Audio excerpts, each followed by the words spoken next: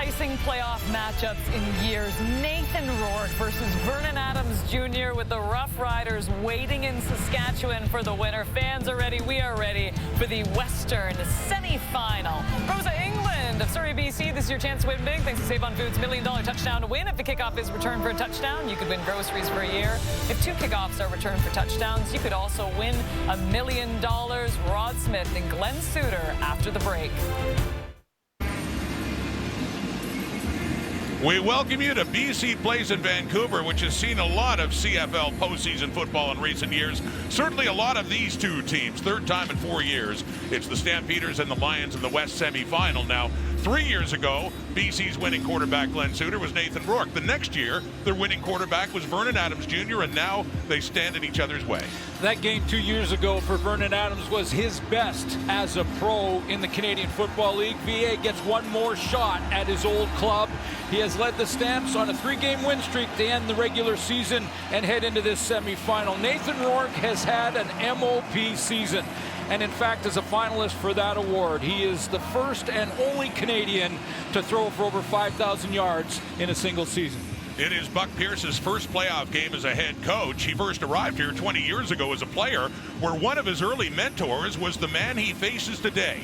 Dave Dickinson has Calgary back in the playoffs after missing out last year, and now he'll be looking for his first postseason victory since 2018. Robert Carter Jr., what a season he's had. In his rookie year with BC and Seven McGee, their return specialist. The Lions won the toss. They want the ball. It's playoff time in BC. The winner goes to Mosaic Stadium in Regina next week for the Western Final against the Saskatchewan Roughriders. Who will it be? About to find out now off the foot of Rene Paredes. We're underway in Vancouver. And it is Seven McGee. He'll take it down to the Lions 15. Across the 30. 35! He's got a big break going. A last little move, and he keeps his feet. Finally taken down at the Calgary 40. How about that start for Seven McGee and the BC Lions, a 55-yard return. Yeah, you want to get your fans going early on in the game. How about this? Great field position for Nathan Rourke in their first offensive series after taking the ball and opening this game with a big return. Seven McGee gets it started. And Rourke comes on, second in the CFL in passing yards, just 6 yards shy of Bo Levi Mitchell to lead the way. What a year he's had for BC, and a great place to start. It's James Butler. Keeps his feet, breaks a tackle, but ends up being pushed back further. Butler was questionable because of an ankle injury coming into this week. Well, there's the Western representative for MOP and Outstanding Canadian. Nathan Rourke throwing for over 5,000 yards this year, 31 touchdowns, and 16 interceptions. This offense has been the most productive offense in the Canadian Football League this year. And it's his first playoff start since the West Final in 2022 in Winnipeg. Adams started for BC last year. After the loss and a pass to Keon Hatcher, the leading receiver in the CFL, has the catch, but it is shy of a first down. They will be short after a 2-yard loss in that previous play on James Butler, and he got 10 but needed 12 yards. Say how close.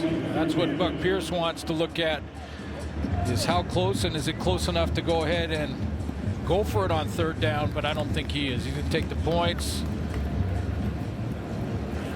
Well, he is one of the greatest kickers in the history of the league, and Sean White only missed twice in the regular season. He was 39 of 41, and this one would be put down right around just inside the 40 for Sean White, who turned 40 years of age earlier this fall, back in October.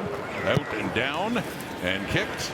Expect nothing less from Sean White as the Lions, after a great special teams play to start this game on the return by Seven McGee, get one there from Sean White, and that field goal that puts the Lions on top. There he is. Vernon Adams Jr., as mentioned, led BC to a playoff win. That great game you talked about a couple of years ago. Yeah, over 400 yards passing in that game. 2 touchdowns, did not throw an interception. And regular. Goal. as by his own admission, when we talked to him this week, said was my best game as a pro. Now I've got to duplicate it in this one this afternoon. He was 28 of 39 that day for 413 yards, 2 touchdowns, no interceptions. Still hasn't beaten the BC Lions. Dedrick Mills, CFL's leading rusher, moves off to the left, picks up about 3 yards. A flag coming out with Mills going down. What a year he's had.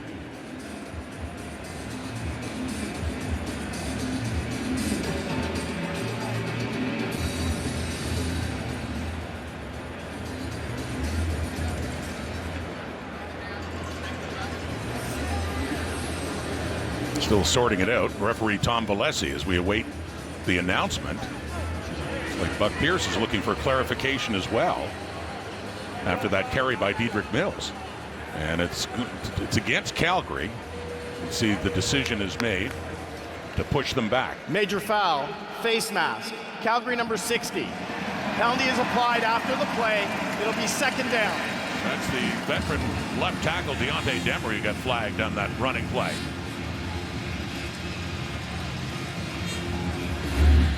Deontay Demery, the left tackle, on the running play to get things started for Calgary's offense. Working one-on-one on Levi Bell. A little bit of holding right at the point of attack. 2nd and 21 now. Faking the handoff. And then off for Mills, who can't find the handle on that with Josh Woods bearing down. Incomplete. And the Stampeders will be forced to kick it away. I was going to say that the holding would have been down over, so it was the face mask that was called, and I didn't catch it, but clearly on the opposite side is where the ref was located. Saw a face mask on that, so. After the play. Yeah, after the play. And the 15 yards back. So that was the clarification that Buck Pierce wanted to get from the officials. Is it down over if we take the penalty, or do they tack it on? CFL's leader in net punting yardage is Mark Vassett, the Australian. To punt this one away with Seven McGee, who's had a chance to catch his breath after that big return to start the game, a 46-yard punt, and not going as far this time around. As down he goes. Nathan Rourke, short field to work with, left them with a field goal try. Back on the field now, trying to lead the BC Lions back to the Western Final.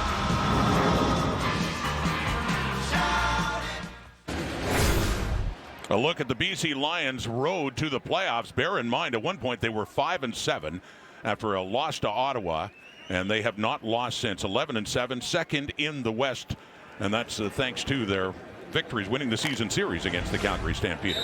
Yeah, started the season a little shaky for Western opponents. Only won one of those games out of the gate, but on a 6-game winning streak right now. BC football, second possession from their 42. Nathan Rourke escapes the pack, takes off from the pocket as it collapsed, and we've seen this many times. Nathan Rourke, the runner, has an average of 9.2 yards a carry. Well, the leading rusher in the league, not a tailback, quarterback leader in rushing the football with over 500 yards rushing and 10 touchdowns. A handful of them against Calgary. Yeah, he had a big one at McMahon Stadium in Week 16. Took a little hit there too after going down, and that's the question about Nathan Rourke running. That's the flip side to it, is the risks. But Buck Pierce likes his running game too, and there's a run by Xander Horvath, another guy who has had good success against the Stampeders in a limited number of carries at over 100 yards, well over 100, and a touchdown at McMahon in Week 16. But nothing there, not enough anyway, and BC will have to punt it away.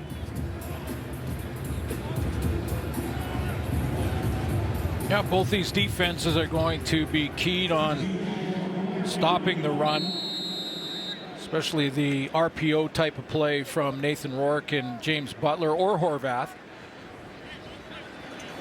And certainly against the leading rusher, if you're the BCD, you're looking to try and contain Mills. Carl Meyer is the punter for the Lions. First punt of the afternoon. Eric Brooks for Calgary inside his 15 after a 47-yard punt. He goes to the right. He finds a bit of space before he is pushed out of bounds. The West semifinal. Vernon Adams Jr. against his old team. Possession number 2 for Calgary. Down 3.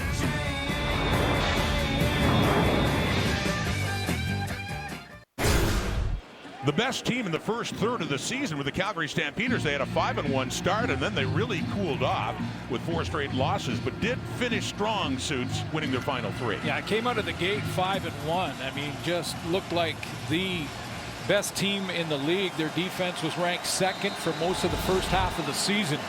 Dropped a little in that 4-game losing streak, but 3-game winning streak to get it going. Off to Mills again. Takes that pass, and here he goes for a first down. Dedrick Mills. A reception that time, but still another good pickup after the catch. 12-yard gain. So we will watch William Barnes out of North Carolina, 6'4", 339 pounds, playing that right tackle spot for Josh Coker. His first game in Canadian football. He'll be up against Matthew Betts. You can bet on it a bunch in this one. And there is the leading rusher in the Canadian Football League this year, Dedrick Mills. Barnes matched up with Betts on this play at a first down. Just shy of the 35. And off to the right. It's caught again, this time by Eric Brooks. And Brooks gets it up to around the 41. Good pickup on first down at 6 yards for Calgary. So William Barnes is going to see a little bit of Matthew Betts. You can bet on that. He led the league in sacks with 15 on the season and a finalist for outstanding defensive player. And if you look back in the linebacking core, there is your leader in tackles in the CFL, and Micah Awe, over 100 tackles, 114 on the season. And this team has been a better defense, better team, all in with TJ Lee back in the lineup. They haven't lost since his return. 2nd down and 4.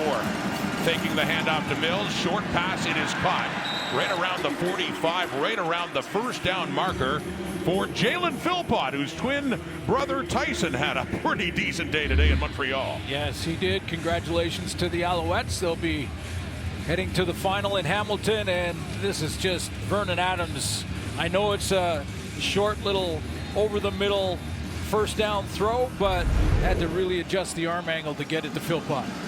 So Stampeders on the move now. Another first down. They're up at the Calgary 45.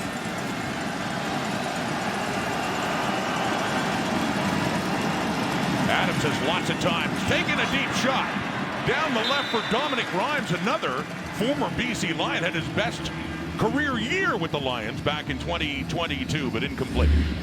Well, he's in the slot in the trips formation. He's that third receiver to the sideline, and he gets matched up on Deontay Williams, who's going to trail him, stay on that outside shade, so that ball has to be thrown over the high shoulder of Dom Rhymes. VA knows he just missed it. 2022, Rhymes had 85 catches for over 1,400 yards and 11 touchdowns. To 2nd and 10 now. Stampeders trailing by 3, first quarter. Adams runs out of the pocket. Betts chasing him, and he has to throw that one away. Looked like he was able to escape the rush, but then Matthew Betts was bearing down, and just like that now the Stampeders will have to punt.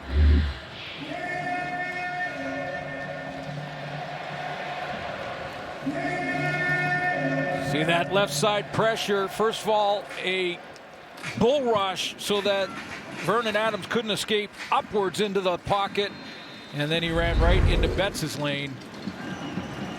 Boy, what a back half of the season. Did he ever? He has had. He had a 4-game stretch with 10 of his 15 sacks. Unreal. That's just crazy numbers, including 4 in a game against the Ottawa Red Blacks. Another punt by Bassett, back for 7. McGee inside the BC 15. Takes it around the 11, a 54-yard kick. And that return by McGee gets it up and around the 20. Matthew Betts. Think he's going to get him. He came awfully close. More pressure from Betts. Just like I should, I'll get you good.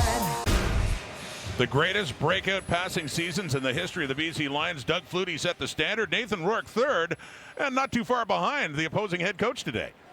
Yeah, Dave Dickinson and Doug Flutie in that season in '91, 6 games that year went to overtime. Yeah. Different format than this year, so those yards were added. Dave Dickinson, second on that list. 2 overtime games for him that year. Later ended up winning a Grey Cup with BC, Dave Dickinson. So before the snap of the ball, the flags do come out, with the Lions starting deep in his zone. Procedure, BC number 69. Half distance to the goal, remains first down. That's their divisional all-star and team nominee for outstanding lineman, Jarrell Broxton, who just got the procedure call.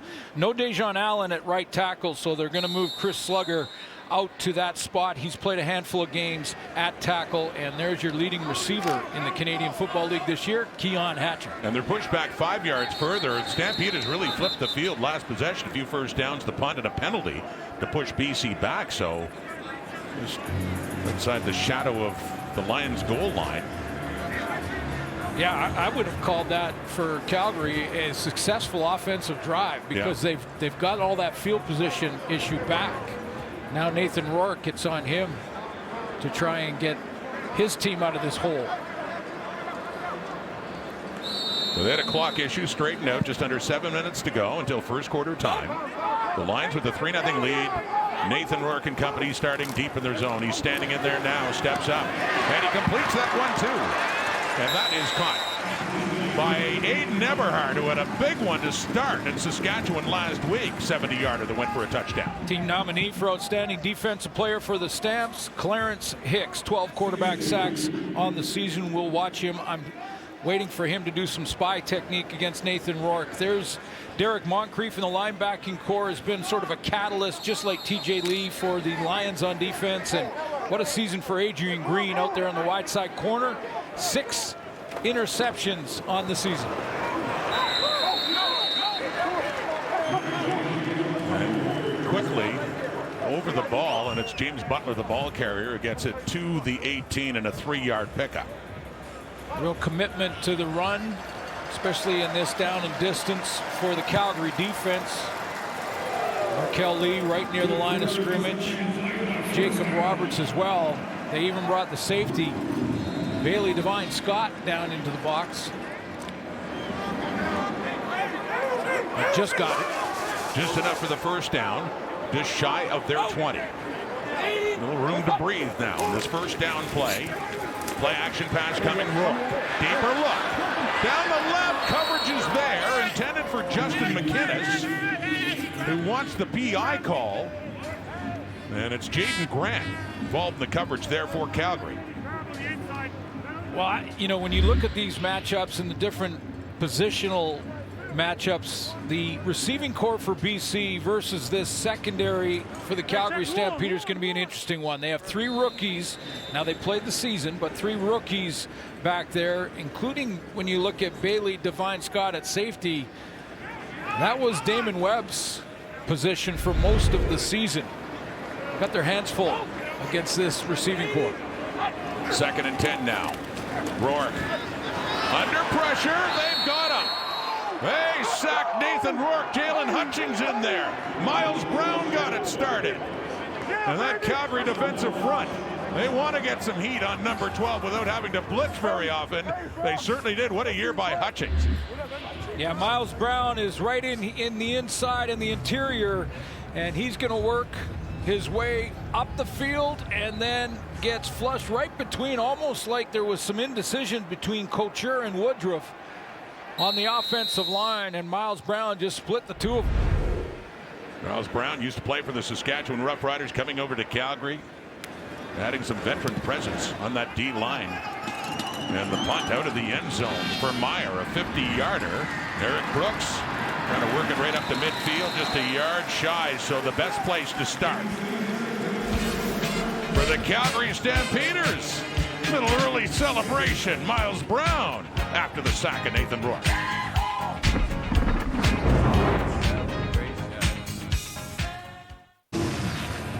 Vernon Adams calls it his greatest CFL game 2 years ago in this matchup against Calgary that time. 28-39, 413 yards, 2 touchdown passes, no picks for the BC Lions. That's a big part of the storyline as we head down and say hello to Farhan Lalji. Yeah, Rod, but the last time VA played the Lions as a member of the Stampeders this season, and things didn't go as well. And VA got rattled because of some early mishaps. He had a couple of interceptions in the first game, 4 sacks in the first half of the second game. And he did get rattled, and when he got to the sideline, he got very quiet. And that's not what his teammates want because they feed off his energy.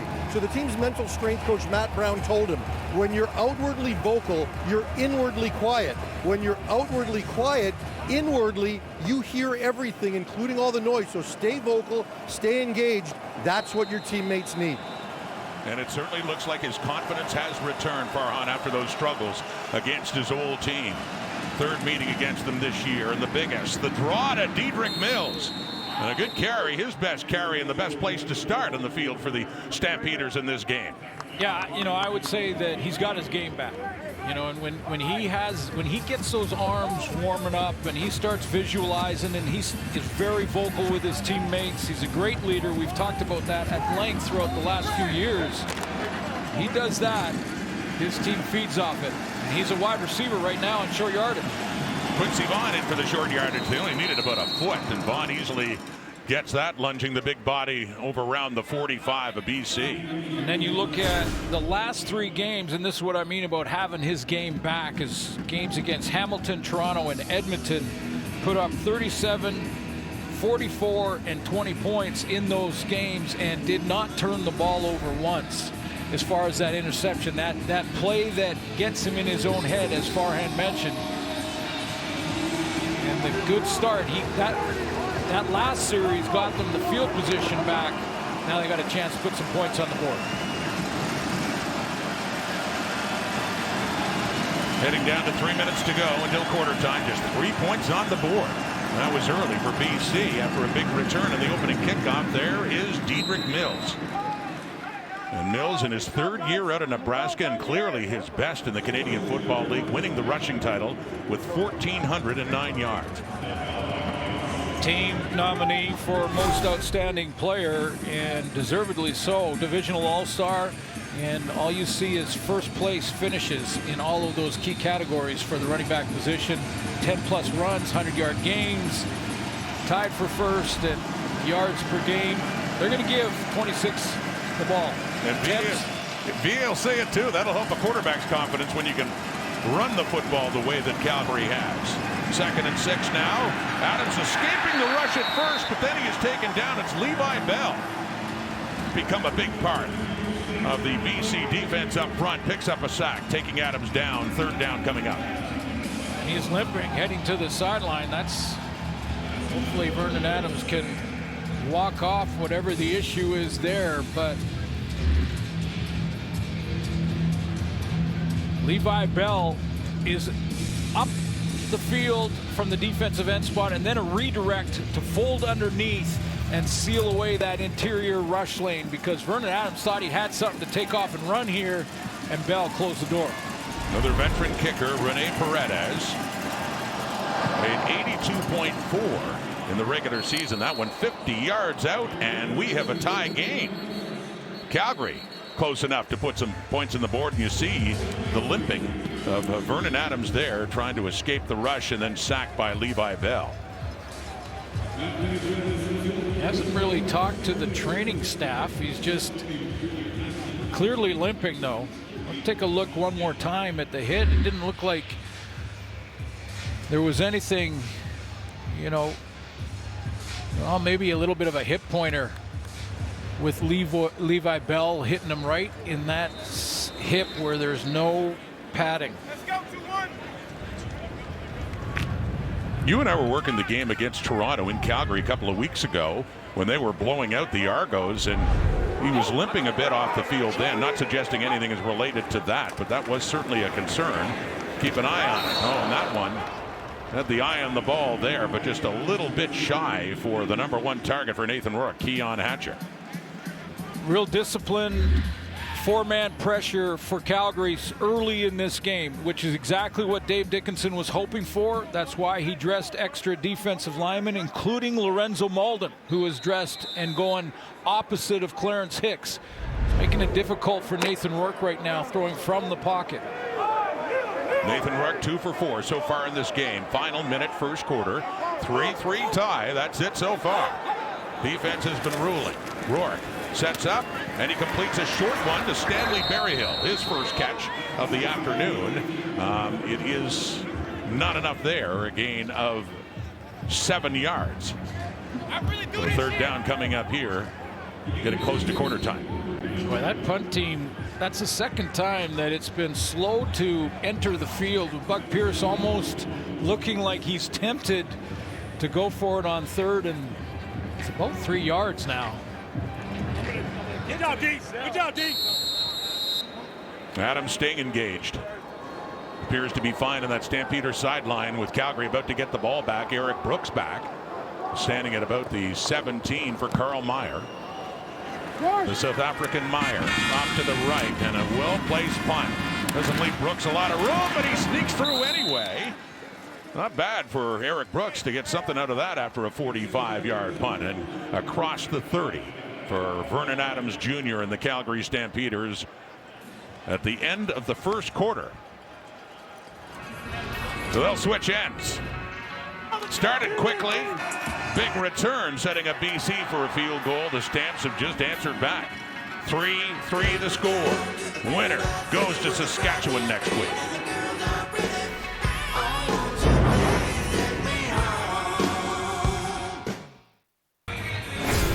Through one quarter of the West semifinal, it's a 3-3 tie with the Stamps and Lion suits. The most explosive play was the very first one, and that big return, 55 yards by Seven McGee. Yeah, on the special teams.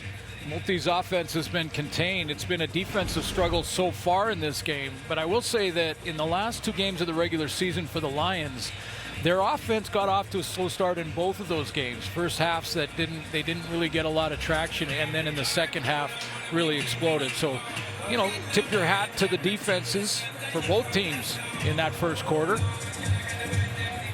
You were saying off mic, it's kind of like a big boxing match where these fighters are feeling each other out a little bit. Yeah, kind of walking around the ring looking at each other right now. 1 quarter's in the books, and it's a tie game, and it's Calgary football starting at the 31 for Vernon Adams Jr. His 5th playoff start, faking that one, rolling to the right, and looked like he'd have a completion, but no, Tevin Jones a bit behind him, but hits the hands and then hits the turf, incomplete. Well, Gary Peters turned and talked to one of his teammates about some sort of coverage breakdown here, because Tevin Jones is open on this crosser. VA creates a little bit more time with his movement in the pocket, negotiating the pocket, and then a little bit behind Jones, but he should have had it. Gary Peters went right to TJ Lee and the rest of his teammates. They had a bust back there. Veteran presence of Peters and Lee in the boundary side of the secondary for BC. 2nd and 10. Come. Here we go, swinging it out. Jalen Philpott, yards after the catch, and enough of them for a first down as Ronald Kent Jr. and Deontay Williams finally force him out of bounds. But yeah, the heat was coming, and Adams got rid of it quickly. Yeah, TJ Lee's coming from the secondary on this blitz, and it's the perfect call offensively for this pressure. So the pressure's coming off the edge. There's the pressure coming off the edge, and it's a quick bubble screen out to Philpott. Gets it up to the Stamps 46. Dedrick Mills breaks through. Mills gets to midfield before he's taken down, and 26 is starting to really heat up now for Calgary. 9 more yards. Well, a great call on the bubble screen against the blitz. So you're sending blitz, you know you got man, you got Philpott the ball quickly, allow him to go get some yards on his own, and then get right back to that running game with Dedrick Mills. Who now has 4 carries for 26 yards. Short yardage again for Quincy Vaughn. Needed about a yard. And looks like he's got it, very close to it. There's Pat Delmonico, the offensive coordinator and offensive line coach. Been around for several years with the Stampeders and their coaching staff. More attempts running the ball to your tailback than any team in the league. Whether they're down in the scoreboard or have a lead. Certainly if you have a lead, you're going to go to your run game more, but it doesn't matter for Calgary, not this season. 250 carries in the regular season for Dedrick Mills, so they were very consistent with that run game all season long. Barely got it by the nose of the ball. It is a first down, indicated there by the referee Tom Valesi for Quincy Vaughn, the rookie, one of the draft picks of the Stampeders, and taking on that role of short yardage with VA coming back on now, just across midfield. Good run game will also help that young tackle in William Barnes get settled in. 5th first down for Calgary. They're numbering BC 5-1 in that department. Back to Mills. Just puts his head down and sees what he can get. Plowing through for a couple more yards for Dedrick Mills. At most, be a 2nd and long still ahead here. Yeah, Dave Dickinson was hit with a couple of injuries in the same position, with Josh Coker going down and then Preston Nichols to also not be available due to an ankle injury. So William Barnes in his very first start at right tackle. Haven't noticed him yet after a quarter, which is a good thing for a tackle or a DB. When you're not talking about Don't want to get noticed. Playing well, yeah. Only a yard there for Mills. 2nd and 9. Adams. The Calgary 53. 4-man rush. Whoa. And good coverage coming in. Nearly intercepted. That's Jackson Finley. And what a stint he's had since taking over at safety. 4 games, 4 interceptions, 1 each game. Yeah, 1 in every game that he started in those last 4. And he reads this dig route coming across from Philpott and jumps it. Philpott may have got his hand in there to knock it out of Jackson Finley's hands, and plays DB a little bit, but that's a great read by Finley to jump that crossing route. A deep dig, it was all over it. You're really impressed with that rookie from Western, Jackson Finley. And Mark Vassett standing back to get up to the line. Another punt. 7 McGee backpedaling. Well, it hit just inside the goal line for Vassett. It's a 54-yarder and just enough to put a point on the board for the Stampeders. It's a good decision. Let it go in. By 7 McGee. Vancouver, BC. And another Western semifinal against Calgary.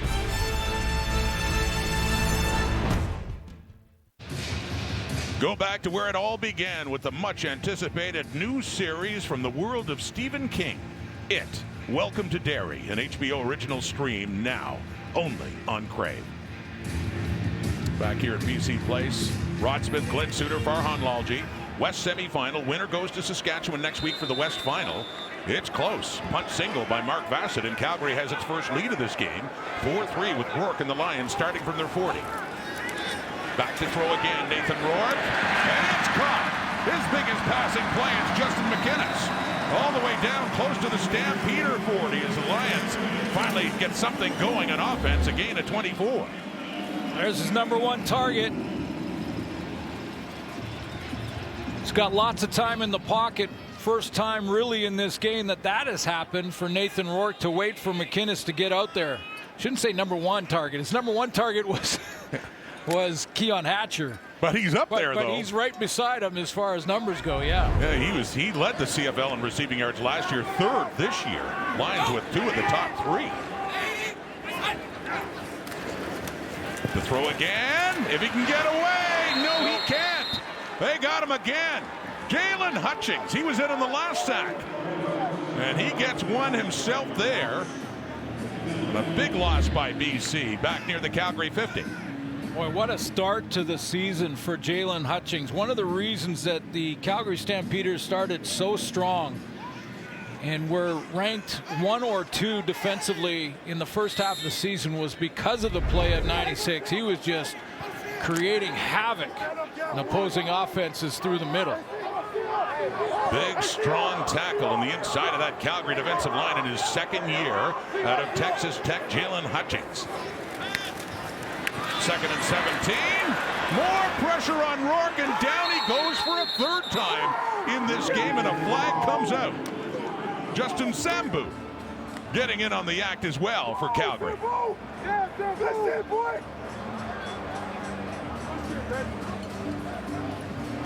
Illegal contact. Calgary number 38. 10-yard penalty. Repeat, second down. Far away from the play, Sheldon Arnold is called for the illegal contact. That's the intended target, I believe, and there's the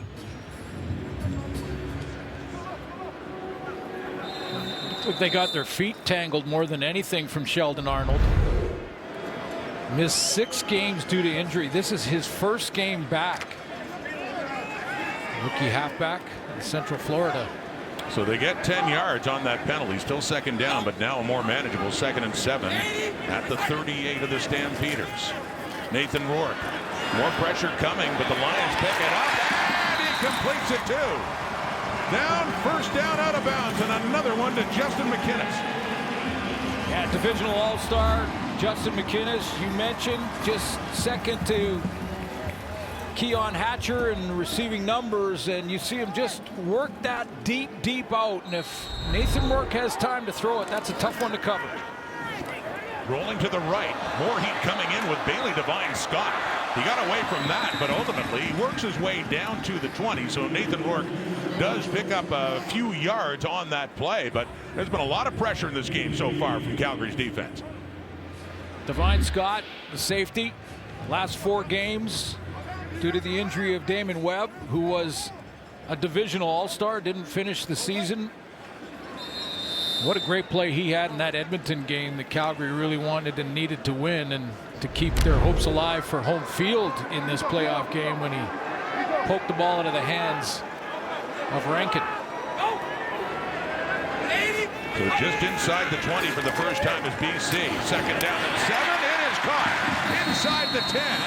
And a first down for the Lions. It's Keon Hatcher.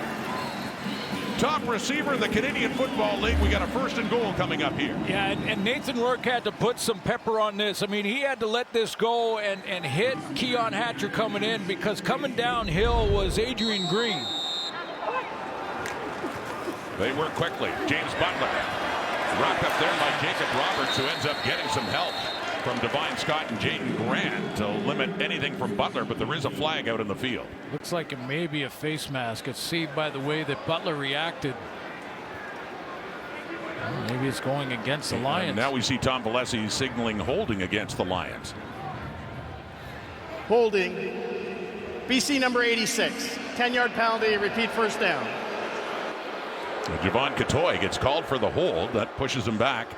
Still inside the 20, back at the 18 now. Yeah, Clarence Hicks was making an inside move there on Katoy right here, and Hicks comes inside and he cuts him off. There's number 12. You see the left hand around the front numbers. Butler indicated that there was a face mask on that. 8th play of the drive. Caught inside the 5. Hatcher working it right back down. They get a little bit closer now. 16 yards, 2nd and goal. That's 2 throws from Nathan Rourke that he has really had to fit it into a tight window here to get a completion. You see the linebacker underneath, coverage over the top from Anthony Johnson. He hits Hatcher in stride. And Jeremiah Masoli has come in at quarterback in place of Nathan Rourke for the Lions in this short yardage play. The ball is down at the Calgary 2. Lions close to taking this lead back. Masoli on the 2nd and goal. He keeps it, and he won't get it. They had him stuffed up, and a flag is out, however, right with the snap of the football. Right along the line.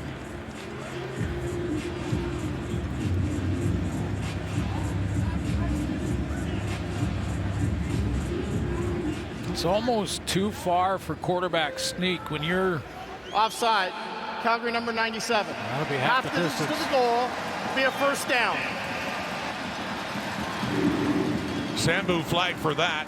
1st and goal, BC now right at the Calgary 1. There's the inside the neutral zone hand on the ground.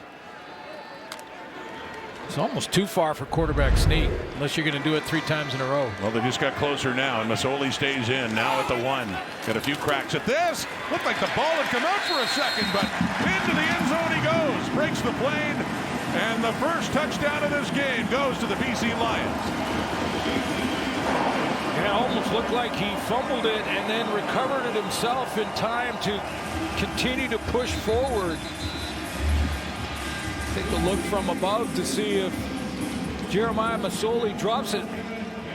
Boy, by his body language there, it sure looked like he was at least trying to gather it up. He did drop it. It got bobbled, and alert by Masoli to be able to still make the play and get into the end zone. Wow, he caught it before it hit the, looks like before it hit the turf, he, yeah, I got it. I got the snap. We got it done. That could have turned out a little differently for BC. Isn't exactly pretty, but it happened. No. But they count. The point after 2 after a 10-play, 70-yard drive. And nearly 6 minutes off the clock. A couple of penalties helping out the Lions. And that as well, ultimately, Jeremiah Masoli with a playoff touchdown, 10-4 BC. Welcome back to the West semifinal. 10-play drive by Nathan Rourke, and this BC offense covered 70 yards. 4 minutes and 46 seconds. Justin McInnes getting involved. They started moving the pocket for Nathan Rourke. A nice scramble here. It was penalty aided. An illegal contact call after a sack on Sheldon Arnold. Gave Rourke one more snap there. He got the first down, and then an offside gave Jeremiah Masoli a second chance at the goal line. And the Lions lead again. 10-4 is the score. Eric Brooks on the return. 35 up near the 40 for Vernon Adams. 25-yard return for Brooks. Adams 4 for 9 for 37 yards. Here in beautiful Vancouver. Second quarter.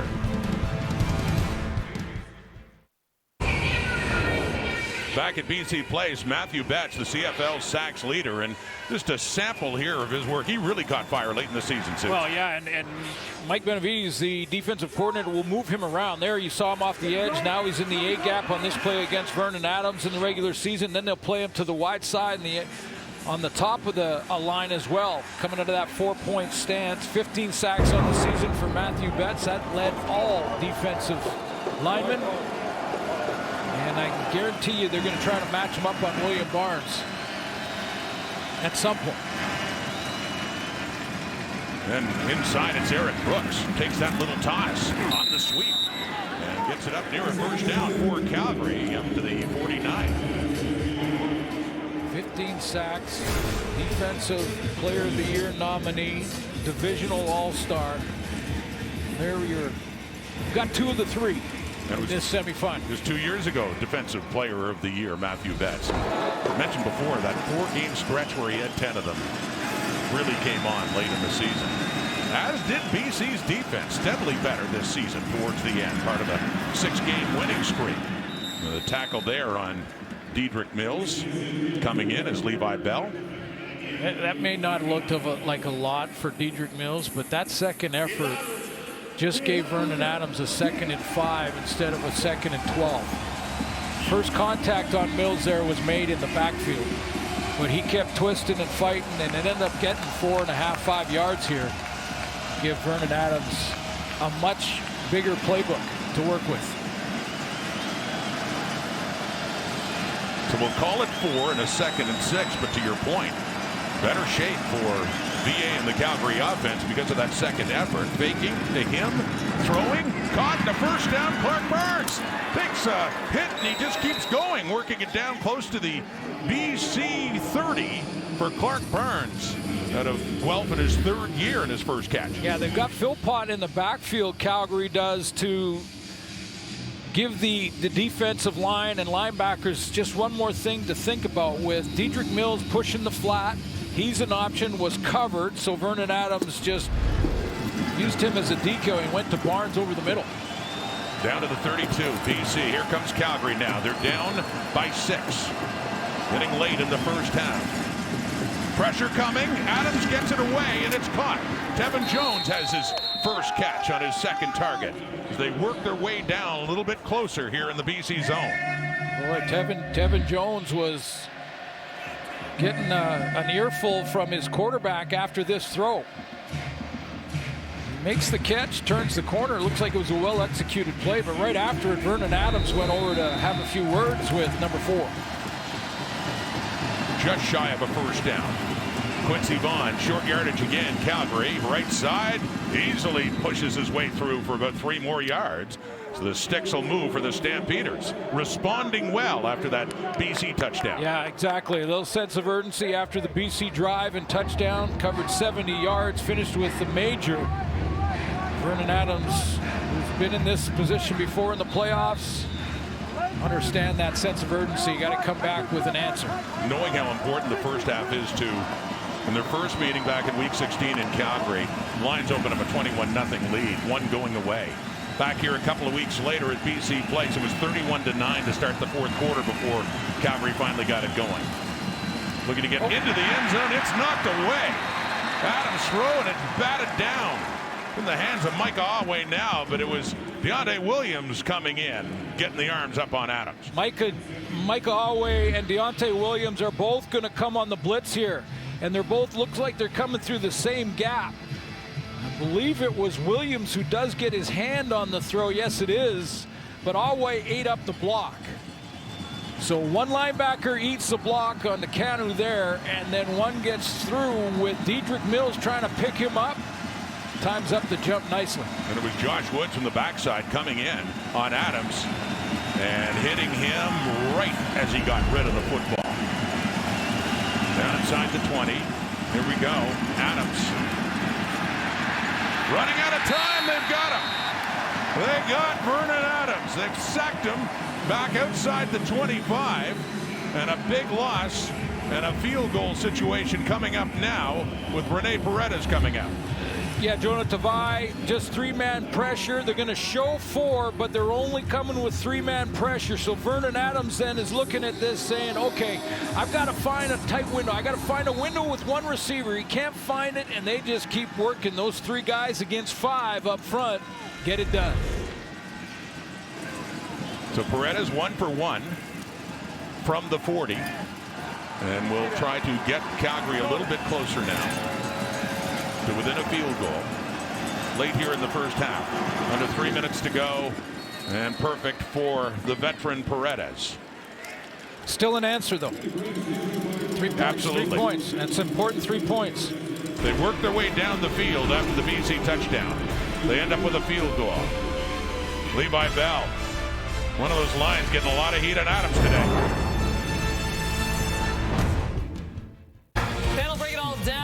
Wow, that is quite the shot of Lapo right now. We've got good bad VA. We've got the pressure from BC's defense and a little segment we like to call Straight Fire.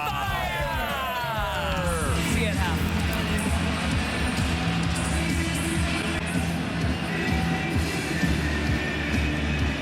Kate and the panel coming up, halftime and day 1 of the playoffs in the Canadian Football League. What a great time of year. Division finals next week and off to Winnipeg. Who will be going? Getting that question answered now. And it's 2:33 on the clock, and that carry from James Butler as that mass of bodies keeps moving. A 6-yard pickup there for BC. Very good season for James Butler this year back in BC. He had over 200 carries as well, 1,200 yards. Good receiver out of the backfield as well for Nathan Rourke. Like to hit him with those little swing passes and get him out in space. Such a critical player, too, and his health has been in question in the last couple of weeks with an ankle injury he's been nursing. But looking fine just now. He'd been leading the way in rushing yards through much of the season in the Canadian Football League. Overtaken ultimately by Dedrick Mills. He finished 3rd. 2nd and 4. Lions, their 46. Little shovel pass. Completes it 2 and a hurdle. For good measure by Aiden Eberhardt. He doesn't get to touch the ball a lot. It just seems when 19 makes a play, it's a big one, 11 yards. Well, he leads the league in average yards per catch at almost 20. This won't help that average, but it's a spectacular play anyway to present himself. And how about Nathan Rourke making it up as he goes along? Add 1 to the hurdle reel. Little fake to the side. Stepping in, has time. And showed he was going to pass again and then took off, and finally gets tied up and taken down, but does have more positive yardage, 6 yards there for Nathan Rourke on the ground. Aiden Eberhard up and over on Sheldon Arnold. Gets an extra couple of yards there. Pretty athletic play. Some great form there for Eberhard. Gets the Jake Herslow stamp of approval. It said one more for the hurdle reel. Is it my imagination? Yeah, it's been a few this year. We've seen a lot of them. Aiden Eberhard, 3rd year out of Wyoming. And the big play to start the game at Mosaic last week against the Rough Riders as BC was trying to wrap up 2nd place in this home playoff date as Rourke hit him and went all the way for the touchdown, 70 yards. That's Justin Sambu, defensive lineman for Calgary, who's taking a knee and getting some attention.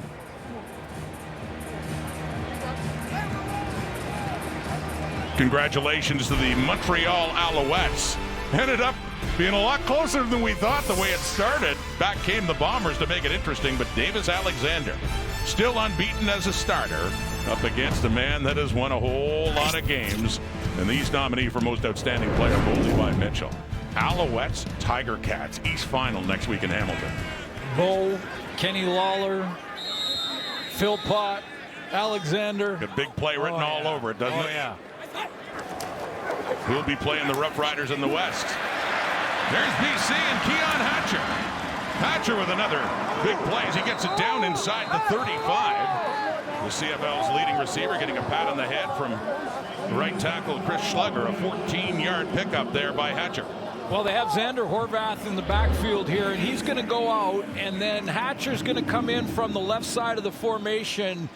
Really nicely designed play here and well executed to pull the middle linebacker and Markel Lee up the field to Nathan Rourke, and then that little underneath pitch to Hatcher. 1st and 10 at the 33 of Calgary. It's a 3-point game. The Lions in scoring position again with Nathan Rourke. Hatcher McInnes out to the left. Rourke's looking that way. More pressure, and they tackle him. He did pick up a little bit, but it's Clarence Hicks coming in, Calgary's sacks leader. It was a 2-yard pickup, not a sack. But Hicks, who has been a menace against BC before and has had a great year, in on that play. Yeah, he's up at the top of your screen here, and he's going to work one-on-one on Gerald Broxton. He's got to go a long way around, but it's that second effort that catches Nathan Rourke from behind, and Rourke can run. When he takes off, he's got some great speed in the open field. Hicks didn't allow that to even get started. Another one of the Stampeders, they remade their defense. A lot of these young guys in their 2nd year. It's a blitz. Off the fingertips of Hatcher, and the coverage right behind him was Anthony Johnson. Falls incomplete. And we have a 3rd down coming up, and presumably Sean White coming on. Yeah, you've got everyone coming in the gaps here, including the safety, Divine Scott, who's going to come from depth in that secondary. He's coming down the middle as well. He's picked up by James Butler. There was a hot route to the inside to Keon Hatcher, but they just miss it. Bob Slowick saying, I'm sending the house down here. Yeah. And now after that play, it is a field goal try coming up for 38 yards. Close to 39 for Sean White. Money. 2 for 2. He said he missed only 2 field goals all season long, and one of those was beyond 50 yards. 43 seconds on the clock until halftime, and the Lions answer back with Nathan Rourke driving them down, and they have their 6-point lead again, 13-7. Time for a couple of chunk plays here for Vernon Adams. A couple of chunk plays and at least get into field goal range before the half. They started their 40 after the field goal. And part of Calgary's mission was, to hang around. Don't let that explosive Lions offense just take off on them. And they're within a score still, under a minute to go till halftime. See what they can do here in that limited amount of time. Adams, and it's caught at midfield and more for Dominic Rhymes. The 2X Lions hook up in a big way late in this first half.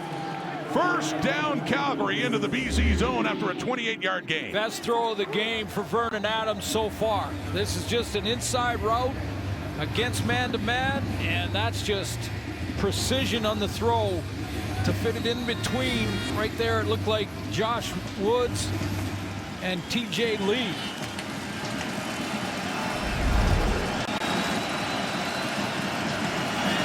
They were teammates here in Vancouver.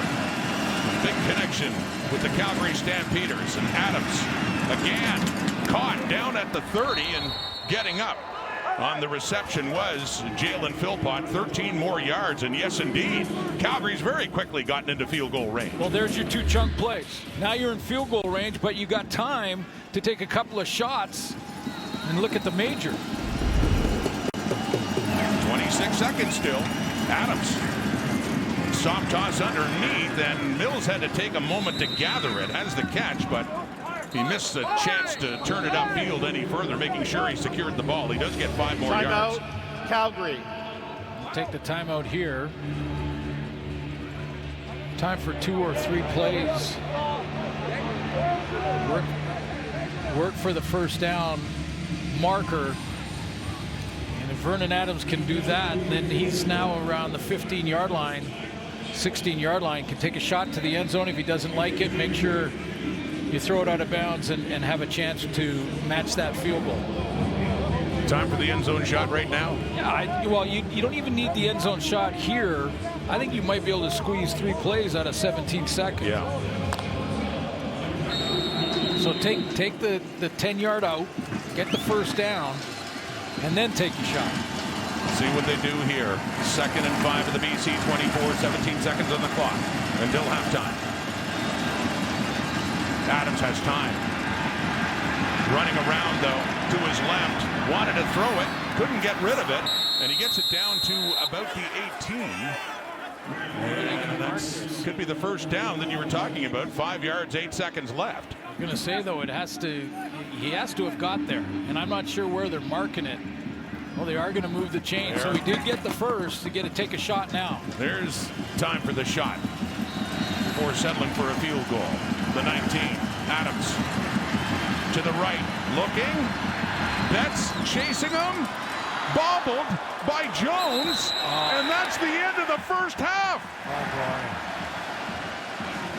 boy. And they had a timeout in the bag as well. So instead of getting a chance to get 3 points closer, that play just took too long. Wow. Frustration for Dave Dickinson, as they were easily in position to get 3 more points on the board. Yeah, the idea here is that Vernon Adams got to make the decision that if he doesn't have an open receiver immediately, like right now, if it's not there, throw it away or at least give it to your check down immediately so that you can try for the field goal before the end of the half. By him scrambling around and using up another 2 or 3 seconds, now Tevin Jones doesn't have a chance and they miss an opportunity for points. Complete the pass, but it doesn't matter. They ran out of time. Instead of getting that field goal that could have made it a 3-point lead at halftime. As it stands, Keon Hatcher and the Lions have the lead. Here's Hatcher now with Farhan. Keon, you probably don't feel great about how the offense is produced given what you're used to, but you still have the lead going into halftime. Yeah, you know, we came out, started out a little slow.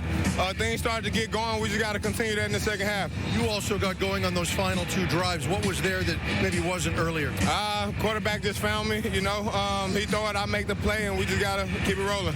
Thanks for this. Good luck in the second half. Let's send it back to the panel with Kate.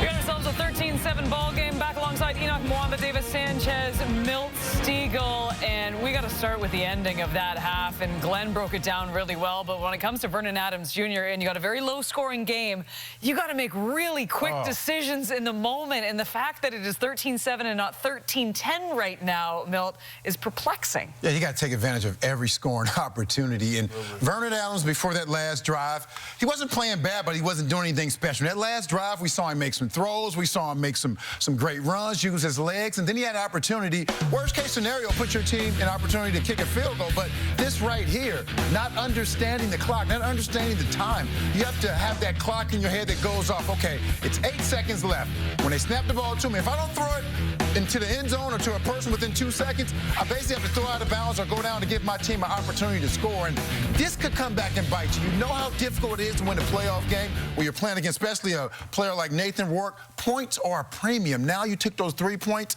possibly off the scoreboard, that could come back and really bite them later on.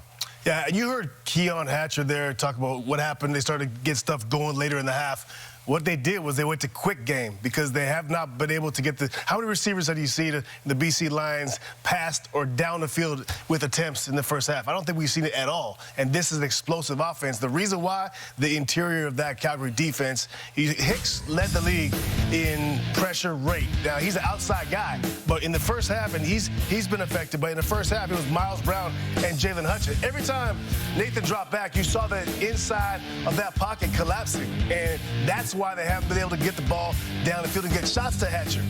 You saw some crossing routes to McKinnis. You saw the quick game where Nathan threw in tight windows to Hatcher, but the deep shots down the field that this offense is used to getting weren't there because of that interior. Let's give them credit. That Calgary defensive line has been great all year.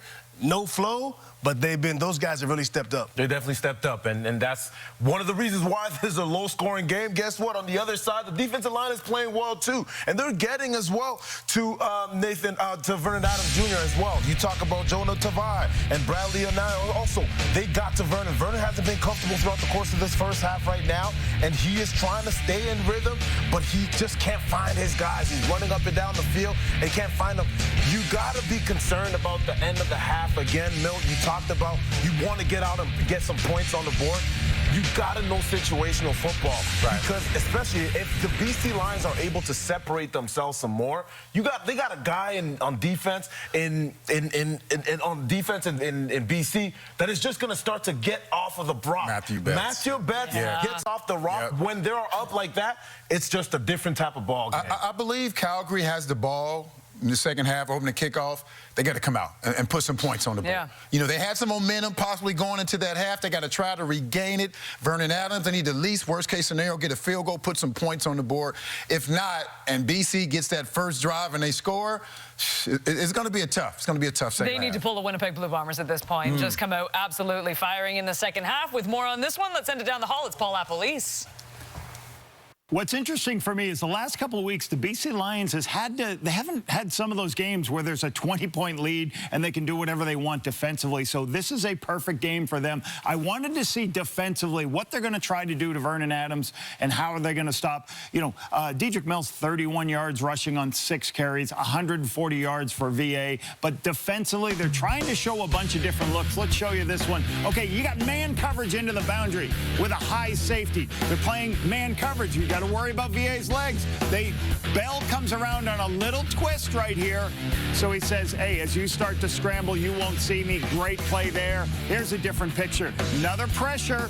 We're going to do a zone blitz, but that leaves Jalen Philpott for this throw on the perimeter. Nice bubble screen on the outside. Great blocking to get it out to Philpott for the first down. Good adjustment by Pat Delmonico. And here goes Coach Benavides. 8 guys coming defensively for the BC Lions saying, hey, listen, we're going to speed your timing up, make this play, knock this ball down.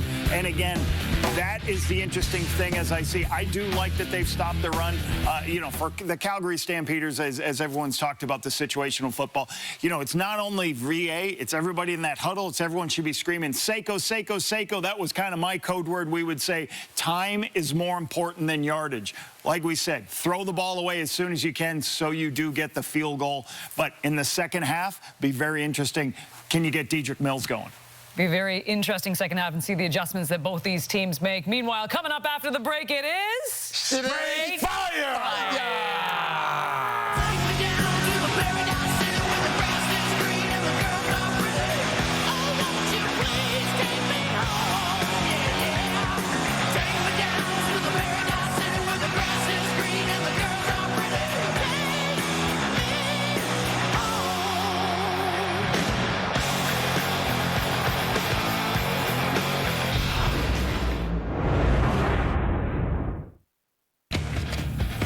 From the Eastern semifinal between the Blue Bombers and the Alouettes. Third quarter action, Alouettes up by 5. Tyson Philpott has the ball punched out. It's going to be recovered by Winnipeg on the play. Sets up a first and goal for Terry Wilson. The Bombers, who trailed by 19 at the half, now in front. But Montreal regained the lead in the fourth, up by 2. Stevie Scott stopped at the 3. But no, Enoch wanted a whistle. He didn't get it. Refuses to go down. Come on now. He fights for the score. Give it to him. Scott's O-line keeping the play alive. Part of a 2-touchdown day for the running back. Alouettes on the verge of making their 3rd straight Eastern final. With 90 seconds to go, now a 6-point game. Scott gets the ball again. Look at that stiff arm. It's a 39-yard run. Owls would eventually put it out of reach with the late field goal. Scott with a career-high 133 rushing yards. Alouettes put an end to the Bombers' hopes of hosting a 6th consecutive Grey Cup appearance. Davis Alexander now 12-0 in the CFL as Montreal takes it 42-33. Your final. So that means that the Montreal Alouettes will travel to Hamilton to take on Bo Levi Mitchell and the Tiger Cats. You can see that next Saturday, November the 8th, 2 Eastern, 11 a.m. Pacific. Well, you know what? You love it. It's our new favorite segment because we get to highlight your highlights from around the country. It's something we like to call Straight Fire! All right, let's kick it off with 16-year-old 11th grader Lily Sazelki from Nelson High School in Burlington, Ontario. Sazelski became the first female to score a TD at Nelson and in the Halton region of Ontario in boys tackle football. Takes the screen, runs it in. Straight fire. Let's go to this juggernaut matchup. Number 1, Laurier versus Western. Number 2, look at this pass. Callum Wither to Jace Atkinson. Look at that catch. Stays in bound. Oh, my goodness. Sorry, Dwayne Ford. Straight fire. 60-13, Western lost. Darian Coates Cameron, 11th grader at Episcopal High School in Alexandria, Virginia, son of Dwayne Cameron, director of Canadian Scouting. I bet he gave this a passing grade, guys. This is straight fire. All right, my man Nash McDonald from the Carleton Ravens. And this has to be a candidate. Look at this one. Unbelievable. Look at this. Look at this. Put it in your pocket. Oh, my goodness. That right there is what? Still off, bro. Still off. This is a defensive play. Finally, watch this hit right here. Owen Brown. Wow! Make a play. Get off me. Get off. Fighting Irish Owen Brunell against Gershon Graham. That's straight fire. And it's truck stick. Can we replay those last 2 highlights? That might be, we saved the best for last. That might have been the best catch and the best hit I've seen on Straight Fire. You guys? Yes. All right, guess what? You can still send your plays Straight Fire at bellmedia.ca because you know what? I mean, I don't know if anything's going to outdo those ones we just saw, but you can try. We got a football game in BC, 13-7. We'll get you back there right after this. Straight fire.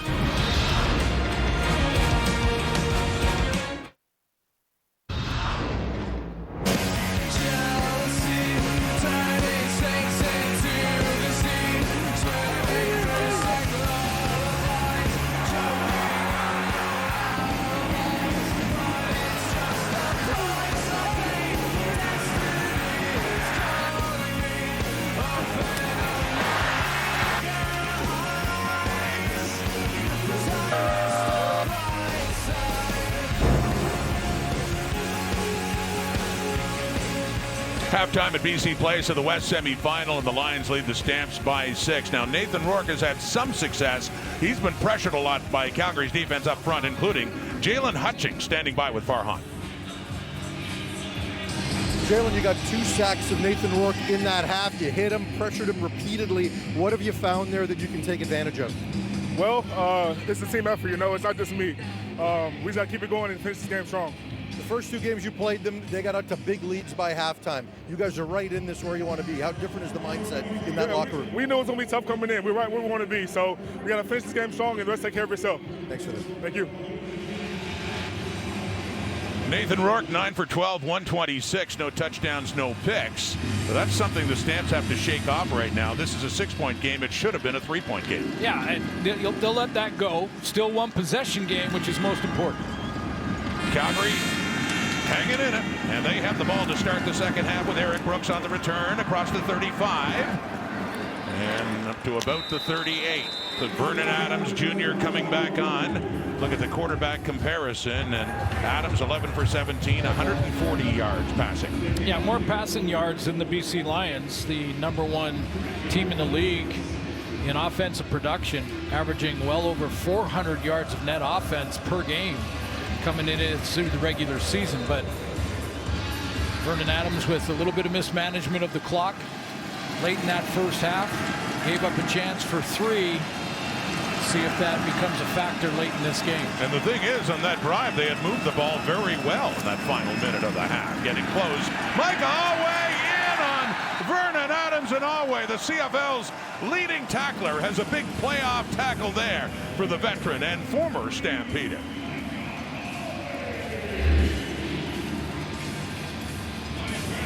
Is this going to be the matchup? You see William Barnes blocks down, and he doesn't really have a guy when he blocks down. He's going to try and block down here, and Alway comes off the edge, so he's helping. Doesn't see Alway. I'm not saying it was necessarily his responsibility, but he didn't see him. Alway had the clean run at Vernon Adams. A little 3-on-3 in this playoff game, and it's Micah Alway taking Adams down. And then a quick draw to Dedrick Mills. Defense opens up a bit on that fake. And Mills, a good carry on 2nd and 20 to get 10 of it back, but still a 3rd down coming up here for the Stampeders. Yeah, when the Lions throw out the back half of the season, look how deep their linebackers and DBs are. This is when you get a chance on 1st down to cause a loss by the offense. Now, those linebackers and DBs are just going to stay way back there, not allow for any deep throws, and then rally up to an underneath throw to Dedrick Mills. They start the half with a 2-and-out. Their 2nd of this game. Mark Bassett with the punt. Seven McGee charging in. Picks it up at the 27. 46-yard punt. Breaking out to the left. He's found some room. Seven McGee up to the 45. He had the explosive play in the opener of this game on the kickoff return for 55 yards. Nathan Rourke in that first half completed 75% of his throws, just over 100 yards, 126 yards passing. But you know, if you're Buck Pierce now, an adjustment will probably be to get him away from the interior of that Calgary defensive line. Try to get him out on the edge, maybe roll to the tackle, or even full roll and get outside. Completed 4 passes to Keon Hatcher, a couple more to Justin McInnes here starting the 2nd half. And it's a short one. He checks it down to James Butler, who is wrapped up there by the safety Bailey Devine Scott for very limited pickup, just 2 yards. See, Calgary defensively is bringing Bailey Devine Scott, the safety, down to help out on those 1st down plays, whether they're quick throws or running plays. The Lions, to take advantage of that, could go deep into the middle of the field where that safety usually lines up in Devine Scott. However, they need time to do that, and the interior of the D-line for Calgary is not allowing them that time. 2nd and 8 now. In the Lions zone. Pressure from Hicks. Pushed aside. Rourke takes off. Nathan Rourke can run. Doing it again. Big run. Rourke, who ducks himself inside and heads all the way down deep in the Lions zone. He had a big run for a touchdown in Calgary. A couple of weeks later, and a big one. And that one has set up BC in scoring position. Yeah, and he told us this week, when it comes to him running, he doesn't want to run, and this is a direct quote, "I don't want to run unless I have a reason to run." 44-yard gain. Throwing now inside the 10.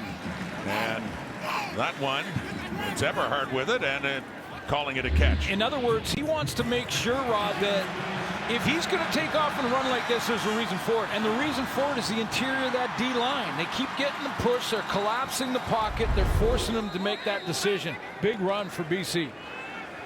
1st and goal now. For that one to Eberhard. Goes. Takes it. Keeps it. Touchdown! Nathan Rourke. Runs his way in for another 6-point BC.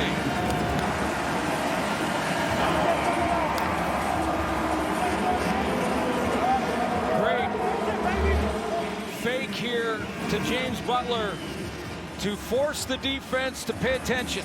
Look at the influence on the defense. Markel Lee goes deep down inside and can't recover. Sean Peterson along with Lee on that, and Rourke takes it around the edge. So the Lions open up the second half of the touchdown drive, largely due to the running of their star quarterback Nathan Rourke. It's Sean White on for the point after, looking to make it a 13-point lead. Up and down and through it goes. 4 plays, 64 yards. 2 of those 4 plays rushes by Rourke. Big one to get him down close, and then this one 7 yards after that to finish it off. Touchdown BC. Lions up 13. Welcome to the jungle. We got fun and games. We got everything. Take a look at that touchdown run and the great fake here to Butler. Watch how it influences Sean Peterson at defensive end. He's going to step down here to a point where he can't redirect. Stop it there. Now he can't redirect. You get a block down the field by Keon Hatcher, and that's where Nathan Rourke says, okay, I can get in the end zone here. Well executed play. It starts with that play fake. Nathan Rourke finished 8th in the CFL in rushing this season. He had 564 yards. Now the 7 ahead of him, as you talked about, are all running backs. 10 touchdowns, and they were not short yardage TDs as well for the Lions QB. He has one there in the playoffs. And then good tackle on special teams too, and the return by Eric Brooks. So more pressure now on Vernon Adams Jr. and the Calgary Stampeders. Said the touchdown there, not to belabor it, but the 3 taken off the board for Calgary when the clock ran out at the end of the half. That's a 10-point swing and a 20-7 lead. I think Milt talked about it at halftime when he said, you know, the Calgary Stampeders get the ball first to start the second half. Really need to go down and score to keep putting pressure on the BC Lion offense. And they were 2 and out in that first series, and then BC scored. Off at the 37 now. Stamps in a bigger hole. 4-man rush. Quickly gets rid of it. Philpott has it. Jalen Philpott turns it up and is very close to a first down. It's Josh Woods, the weak side linebacker, on the tackle. Sticks move. 4th catch Philpott and need a first down. Yeah, as we saw in the Eastern Final, though, you know, it could be 2-3 scores you can come back from. And that last drive by Calgary to end the first half, that drive, VA was looking at those receivers. He found some guys down the field. With that catch by Philpott. Up the 47 and a 1st and 10. Handing off now to Philpott. Another carry for him. We saw that in the first half. Coming out of the backfield, takes the ball, and another good pickup. Back-to-back Philpott. First downs, 1 receiving and 1 running. This defense for the BC Lions, led by Mike Benavides, the middle of the season, July and August, were hemorrhaging yards, almost 500 a game. They'd given up 8 big plays, 9 touchdowns, had only created 2 picks. That all changed around the Ottawa game in late August, and they've been great since.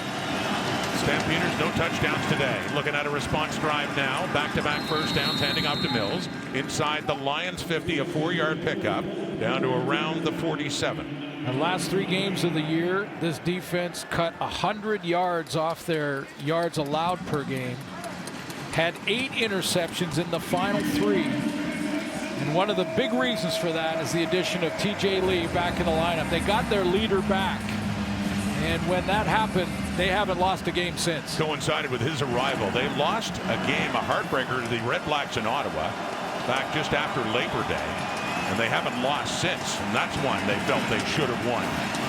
So that defense definitely getting better all along. Pressure on Adams. He takes off. Vernon Adams running, using his legs as VA gets that one down, sliding around the Lions 30, and another first down, 17-yard pickup for Adams. Now, I'm not sure if this play was called or if it was just Vernon Adams, but he was running no matter what here. He just pretended that he looked down the field, and then he took off. He was going to make something happen running the football. Had a nice lane up in the middle and took it. Talk about Nathan Rourke's running. Vernon Adams, since coming into the CFL in 2016, had a good reputation for the ability to make something happen while running, taking off. Does there, gets another first down to the Lions 30. They're down 13, needing to get something going here. With time, deep end zone, touchdown Stampeders. Not a bad day for the Philpott brothers. Jalen Philpott has a playoff touchdown. And with that, Calgary responds immediately. Great protection for Vernon Adams. He's looking at lots of time with that play action, and now he's got that post route open with no safety because Jackson Finley had gone to the second seam route. So he had vacated the middle. Philpott went right down that hole, and VA laid it out there for him to go get it. His second playoff game was in 22, his rookie year, and then he was injured all of 2023. So getting another taste of it now and capping off a 5-play, 73-yard drive. Oh, the Stampeders needed that. That's big. Trying to take momentum back. And the point after by Paredes, and we're back to a 6-point game. Jalen Philpott. Mentioned Tyson had quite a day in Montreal earlier. Calgary back to within 6. Nice play call by the Calgary offense here to get that double look. 2 seam routes across the face of Jackson Finley, and then one down the seam. Then he's got to make a decision here. Stop it there. That's TJ Leona one-on-one. Now Finley goes to the other seam route, and as soon as he does that, he knows that Vernon Adams knows that he's got Philpott on the crosser. Finley opens up to that wide side seam route, and Philpott crosses his face. For his first playoff touchdown, Jalen Philpott. Really his drive. He had a catch for 11, a run for 11, and then that touchdown catch to get them back within 6. Big return, Robert Carter Jr. Will anyone touch him? What a response by BC. Back and forth they go. And a return touchdown for the outstanding rookie of the Lions, Robert Carter. 95 yards. Just like that. You can't coach speed. And Robert Carter's got a whole bunch of speed. I mean, he gets outside here after he weaves his way through the cover team of the Stamps, and look at him go. I mean, nobody is catching him from behind. And by the way, all due respect, I thought Robert Carter should be a finalist for rookie. I mean, all due respect for the guys that are there. Vavel in Winnipeg for sure had a good year, but wow, what a season for Robert Carter Jr. Yeah, and that, as big as that return was, that wasn't his biggest play. No. In his rookie year. Well, that came here, BC plays way back in week 8 against Hamilton with that one-handed catch. Which I've kept, and I'm sure you have too. And every now and then, almost on a weekly basis, go back and look at that play by Robert Carter against Bo Levi Mitchell and the Hamilton Tiger Cats in the regular season, and that one-handed interception. But this is just weaving his way and be patient as he goes through the cover team, and then when he gets outside, there is another gear here. There's some top-end full speed that no one is catching him from behind. Well, it's been a year of great kick returns. Big special teams plays on the return game. We had one in the opening kickoff, and we just had one there. It goes for a touchdown. This is what we're talking about. This is it. This is it. Watch this. Wow. You got to be kidding me. Every time I see that. I mean, it is unbelievable that he gets up there. Look at this. One-hander. The other one doesn't even get involved. Yeah. I'll tell you what. We've had some amazing plays. Kenny Lawler, Pokey Wilson. Wow. You know, Stanley Burial had a one-hander back in Calgary, but that is the play of the year to me. And it's not the most important play, though, even as big as it was. This one was for Robert Carter, as he's helped BC open up their lead again on a stunning kickoff return after the Stampeders had worked it down to get back to within a score. Back up to 13 points at 27-14. Eric Brooks, over to you. And the return by Brooks will still give VA a good place to start. And I guess for the Stamps, they just got to forget about that and remember that they moved the ball very well the last time they had it. Absolutely. Put it away. And, you know, when we talked to VA about facing this BC Lions secondary, without us asking about Robert Carter at all, he basically said, I think he's their best cover guy. Like when we go straight man-to-man, Robert Carter Jr. is the BC Lions' best cover guy. You just said 26 is really good. 26 is great, yeah. Down here at the bottom. Go after him now, hoping he's maybe a little bit maybe tired. He's tired, yeah. Here he is, bottom of the screen on the right. They go on the ground, Diedrich Mills. Calgary's offense showing some signs of life. As I said, they got to remember that too after a 6-yard pickup and see if they can work it down and get another touchdown and get it back to within a score. But you're right. That's what Vernon Adams has to do right now. Just control what you can control. And you're not on the cover team. So don't worry about that. Control what you can control. You just put together a real nice drive that ended with a Philpott touchdown. Go back to work. On that touchdown pass too, and just a little quick fake to Diedrich Mills. It seemed to hold BC's defense for a moment as Adams had time. And a great pass to Philpott for the touchdown. Little play action fake again. Little pump. Running around, getting chased, but still gets rid of the ball. Intercept, no, nearly picked off. Deflected once. It was Ronald Kent that had the last chance at it. TJ Lee in there, and Adams threw it in the direction of a lot of BC Lions. The coverage was good, and fortunate for Calgary that it wasn't turned over. Well, first of all, Vernon Adams wants to go to the wide field out here on a double move, and he doesn't get it because Robert Carter Jr. plays it well.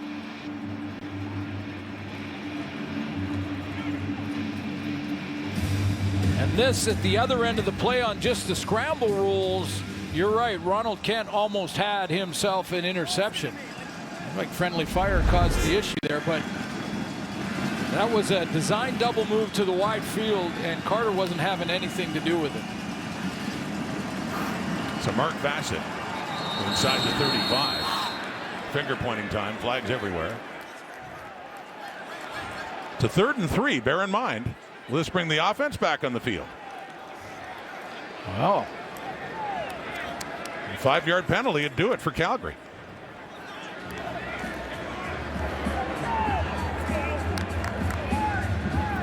Well, this is a good break for the Stampeders. Bassett was back. Offside. BC number 36. Wow. 5-yard penalty will result in a first down. Got Jacob Bond in the special team. So yeah, on the 3rd and 3, that's enough to give Calgary the ball. Move it up. I'll take a look at the penalty. See if there's. You see just to the left of your screen that early movement into the neutral zone. It's a big one. Yes, it moves it up. The 52 of Calgary. Still with the football. Running is Jalen Philpott. What a second half he's having. And another carry for him, and another good one down close to another Stampeder first down. Boy, what a turn of events. Almost an interception. This is where they wanted to go, though, in that deep play. This is Vernon Adams trying to double move out here. Little inside cut, and then down on Robert Carter. He's not biting. So that's why it created the scramble. Ronald Kent almost has the interception. He doesn't get it. Then an offside and a new set of downs for Calgary. See if the Stampeders caught up. Yeah, can take advantage of this break. They're nearly turning it over and having to punt, but a penalty keeps it going inside the BC 50 now. And it's Mills, left side and more! Diedrich Mills, 20, 10, and Mills close to the Lions end zone with his biggest run of the day. Here come the Stampeders. 43-yard gain. Diedrich Mills, a hole open on that left side, and he stormed through it. Deontay Demery gets the big block, number 60 at left tackle. He's stopping here. He gets that big turn-in block, a kick out on the outside, and watch Diedrich Mills take full advantage of his big guys up front, opening up a gaping hole for him to go, and just the hustle from Deontay Williams saves a touchdown. He had 48 yards heading into that play. That was 43 yards, just about double the output. 3rd quarter, Stampeders threatening. Adams back to Mills and wrapped up right around the 5, falls forward. That's Thibaut Debaye coming in to wrap up Diedrich Mills. Just picks up a couple more yards. Now Deontay Williams, that hustle to catch Diedrich Mills from behind. This comes down to this play. It's either a major or a field goal. Did the hustle force the field goal? By the way, if you go back to last week's game in Saskatchewan, This entire team inspired by the play of Nathan Rourke hustling on a play just like that. We'll see if they score here. Remember the penalty that kept this drive going. It's a 7th play now. 2nd and goal. Adams keeps it. No bets. Rides him and takes him down shy of the end zone. He gets to about the 2. So what do you do now? You are close. You're down 13. Final few minutes of the 3rd quarter.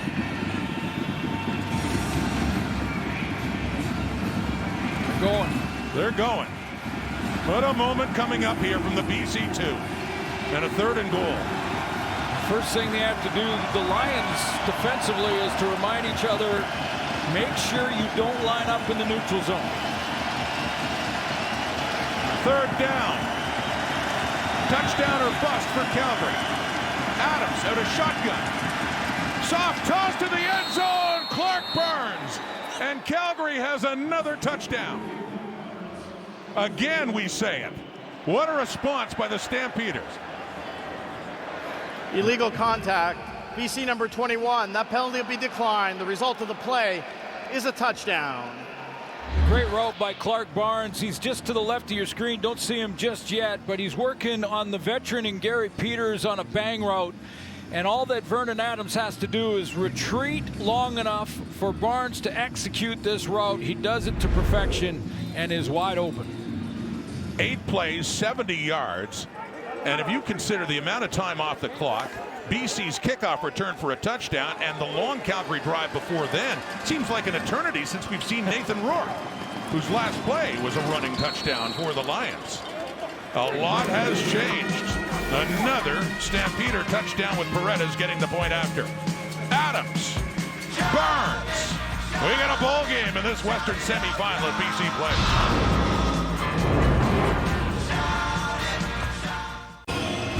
Clark Barnes with a great route. It's a bang route up top. You come inside like it's a post and then back to the out.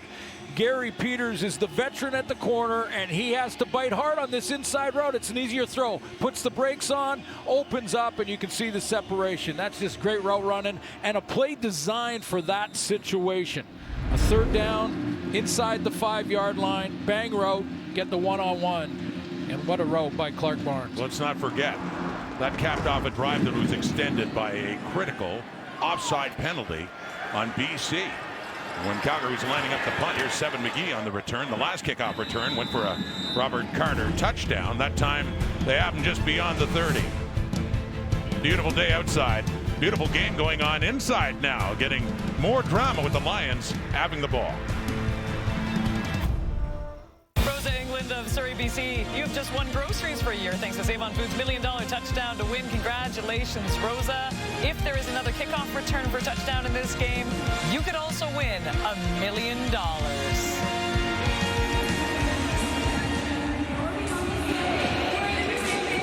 Yeah, halfway there, and hey, we've seen it before, Kate, yes. Of course, earlier this season. But Vernon Adams, a moment of peace in the sideline at a turbulent 3rd quarter for both of these teams. I don't know if the Stampeders could stand seeing another kickoff return for a touchdown by the BC Lions. It's a 6-point game. Back to that. Nathan Rourke finally in the offense back. It's been a while since we've seen him. We're late in the 3rd quarter now. Last time they had the ball, it was mostly a Rourke running drive. He had 4 plays, 2 of them Rourke runs, including 1 for a touchdown. He's throwing now. It's out at the line of scrimmage. It is nearly intercepted. Coming in, Bailey Devine Scott. He had a shot at a pick right around the BC 40. Oh, did he ever? Did he ever? That was tipped up in the air. It looked like a routine sort of get halfway to your first down, but that's tipped at the line of scrimmage. Jalen Hutchings, I believe, gets his hands on it, and that goes right through the hands of Devine Scott. Wow. What an opportunity for the Stamps. What a break for the Lions that it's a 2nd and 10 for Rourke. 4-man pressure, and he checks it down to Butler. Breaks a tackle. Great move, James Butler. First down and more. Midfield. What a play by Butler. Finally tackled there by Adam Bighill. Well, it's a play Twofold for Butler. One is he makes a great catch. I mean, this is a hard catch to make coming out of the backfield here. He just swings out. Watch, he one-hands this, pulls it down while making the inside cut. Again, the interior of that Calgary D-line getting there. Collapse in the pocket. Rourke has to go to the check down. Great move to get around Markel Lee there. So up in midfield. Back to Butler. Right side. Cuts it back. 5, 6, 7 more yards for James Butler. Late here in the third quarter. 35 seconds on the clock and counting. Well, you're right, Rod. You haven't seen a lot of offense with all that's gone on in the last little while in this quarter. But for Buck Pierce, that's a way to slow that pass rush from the interior of the Calgary D-line, is to run right at them. Make them run stoppers rather than pass rushers. It was a 6-point Lions lead at the half. It is still a 6-point Lions lead, but with a whole lot happening here in this third quarter, the busiest scoring-wise of this game, and it's about to come to an end. The last play of quarter number 3. Lions football in the Stampeders zone. Rourke, lots of time to pass. Running around, can't find a receiver. They're chasing him down. He finally tosses it away. Out of bounds it goes, and he throws it right to his old teammate, Vernon Adams Jr. Out of bounds. Quarter time. Through 45 minutes of this West Division semifinal. Winner goes to Saskatchewan. BC has the lead. Heading into quarter 4. A 6-point game.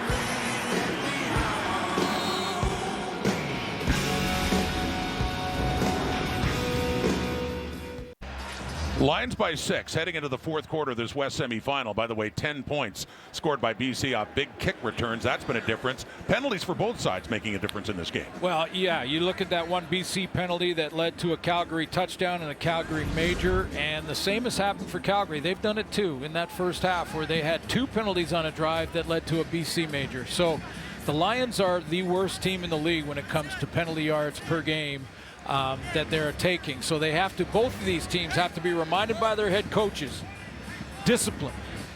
Be smart. Don't get one of those penalties after the whistle, because if you do, it may cost us this game, and that means you're going home. 1 month ago, the Stampeders trailed heading to the fourth quarter here at BC Place 31-9, and then the offense ignited. It certainly did in the third quarter. Carl Meyer with the punt. Calgary to get the football. Jalen football. Jalen football. That's kind of appropriate, the way he's been playing. Yeah, Jalen Philpott there. Let's go down to the sideline and Farhan. Yeah, some might call TJ Lee TJ football with his latest comeback. And, you know, he said his faith never wavered when nobody was calling him for the first half of the season. And he also said he trained, but not like a football player does, obsessively. He spent time moving back to the U.S. and working as a coach for track and field and football at the middle school level. And they taught him something. Not only did he teach them how to play, they taught him how to do a backflip, something kids love to do. He said this was something I could never do earlier in my career. And it shows me that even at this stage, I've still got peak physical performance. We asked Vernon Adams, what's the biggest change in BC's defense the last 6 weeks? He told us the return of TJ Lee. What a difference Farhan he has certainly made. Still a great athlete too, and leader. It's Dietrich Mills, just shy of the 20. Well, and Vernon Adams would know. I mean, a former teammate, so he knows his work ethic and leadership styles. Just a two-time all-star in the Canadian Football League, but sometimes it's that one catalyst, that one guy. For the Calgary Stampeders, I think it's been Derek Moncrief. That he's been there all year, but he's been their catalyst. Vernon Adams sure has respect for TJ Lee. Let's see if he goes after him here. They had some great possessions in the third quarter. They need another one now. It's a 2nd and 8. Adams with time. It's caught. Burns. More noticeable in this second half. Clark Barnes had their most recent touchdown and very close to a first down. A 7-yard pickup. It'll be close. Oh, this is earned completions from Vernon Adams for sure, because that's the danger area. You throw it over there, you see arms flying around and hands waving at the ball. There's linebackers in there. That's Ben Holatic that ends up making the tackle. Calgary will go short yardage here. 3rd down and a yard. Quincy Vaughn is in at quarterback. crowd picks up. Vaughn keeping first down and more. Big Quincy Vaughn. But reliable in those situations, pushing it across the 35, sticks move. 5-yard pickup when they only needed one, and Adams is back on the field.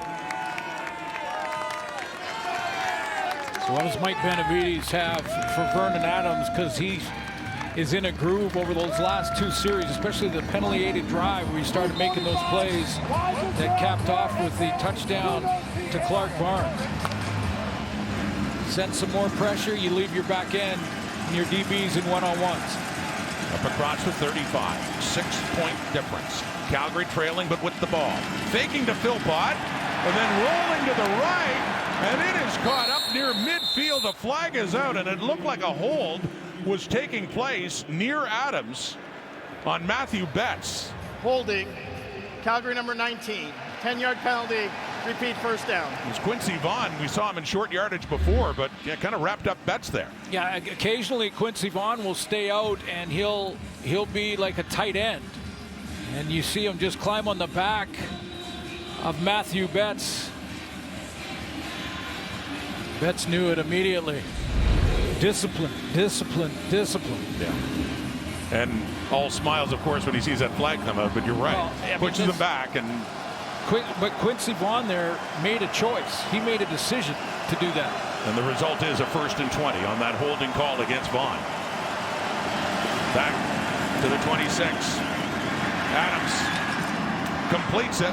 Just shy of the 40. TJ Lee coming in with a hit on his old teammate Dominic Rhymes. Not nearly enough. Great patience going through the progressions for Vernon Adams here. Takes a look to the wide side, doesn't like it, goes back to the short side, doesn't like it, right back over the middle to Dom Rhymes on that crossing route. But they still have another down here. It's 2nd down coming up for a good pickup after that holding penalty. Dedrick Mills can be part of it now, though. 2nd and medium. 2nd and 7, you see. A draw. Mills. Yep. Pushing his way through. He had a hole, and he does some work as well. A first down running for Mills and the Calgary Stampeders up to their 50. See, this is what I mean when you can make up on that throw to Dom Rhymes on 1st and 20, and you can make up 15 of them. Now you can get your running back involved on 2nd and 6, 2nd and 7, and Dedrick Mills can pick up the first.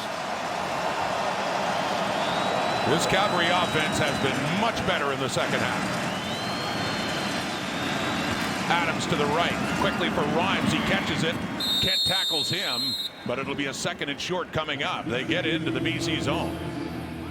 Went with a little more pressure there, and that left the one-on-one here for Rhymes and Kent.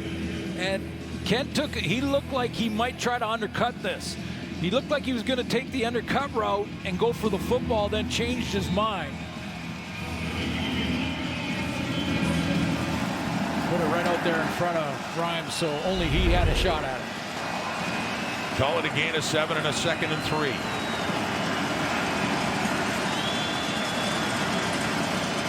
Stampeders, different team offensively in the second half. Adams has time. Deep shot. Open in the middle and caught by Burns.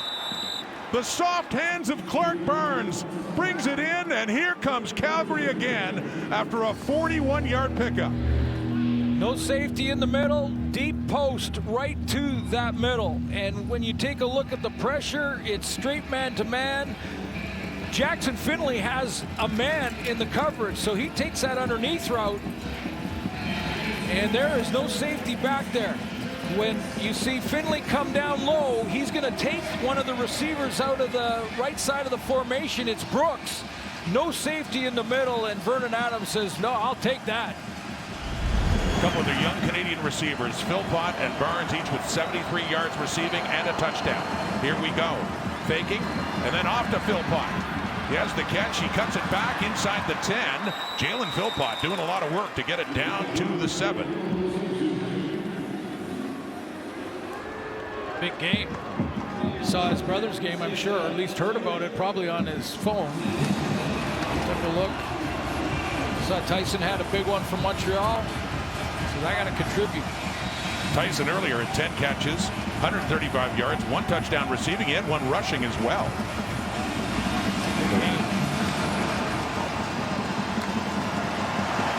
That was earlier today in the Owls' victory over Winnipeg. They're off to the Eastern Final in Hamilton, but Jalen trying to get to a division final 2. Here's the 10th play. Adams, end zone, touchdown! No, dropped, and a flag comes down looking for Damian Alford. Looked like he had it. And the ball ends up hitting the turf, but you see the flag quickly coming out, and Dave Dickinson. Yeah, that's going to put it on the 1 yard line. Pass interference. BC number 1. Foul occurred in the end zone. Ball will be placed at the 1 yard line. Automatic first down. Gary Peters is saying that Damon Alford pushed him, and that's why he came with the little grab right at the top. So it's press coverage, hand fighting, little pull, little. Well, I would look at that and say Gary Peters, although the veteran, he asked Buck to challenge that. They play on. Quincy Vaughn in, 11th play of the drive. First and goal. Vaughn pushing it in. And that is another Calgary touchdown. A fired up VA coming on the field after they finished off that drive. And they're a point after from taking the lead in this game. Yeah, again, you good push here. Quincy Vaughn's going to follow him into the end zone. Right behind his center, and Chris Fortin goes off that left side, and he's in. But you go back to that PI, and Gary Peters, I think, was just hanging on a little too long. So the right call was made to put it on the 1 yard line. With a touchdown run to cap it off by Vaughn, who had 6 rushing TDs in the regular season. The point after try. Rene Paredes gave one back. We still have a tie game. Paredes almost always money, especially in the point after. He missed only 2 in the regular season, but misses that one. Clanks the right upright. As it stands, though, Calgary touchdown. Tie ball game. 4th quarter. What a finish we have in store here at BC Place as the Stampeders just keep storming back. Robert Carter Jr. had a kickoff return for a touchdown in this half. Nathan Rourke, the 3 completions this half. We just haven't seen him as much. The rushing touchdown.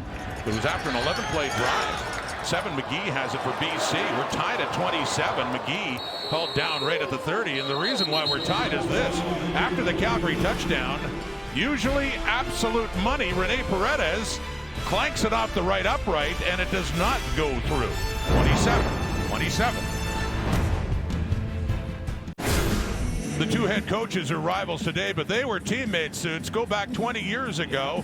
Buck Pierce joining the Lions, and they won a Grey Cup together back in 2006. Well, Dave Dickinson was the Grey Cup MVP that year, and Buck Pierce certainly contributed with a 5-1 record when he was asked to come in. And we talked to Buck about this relationship, and he said, you know, we're not guys that talk on the phone every day, but boy, that respect is there. And he said most of his success is because of what he learned from Dave Dickinson. Here's James Butler, BC football, going left side, breaks a couple of tackles and moves back.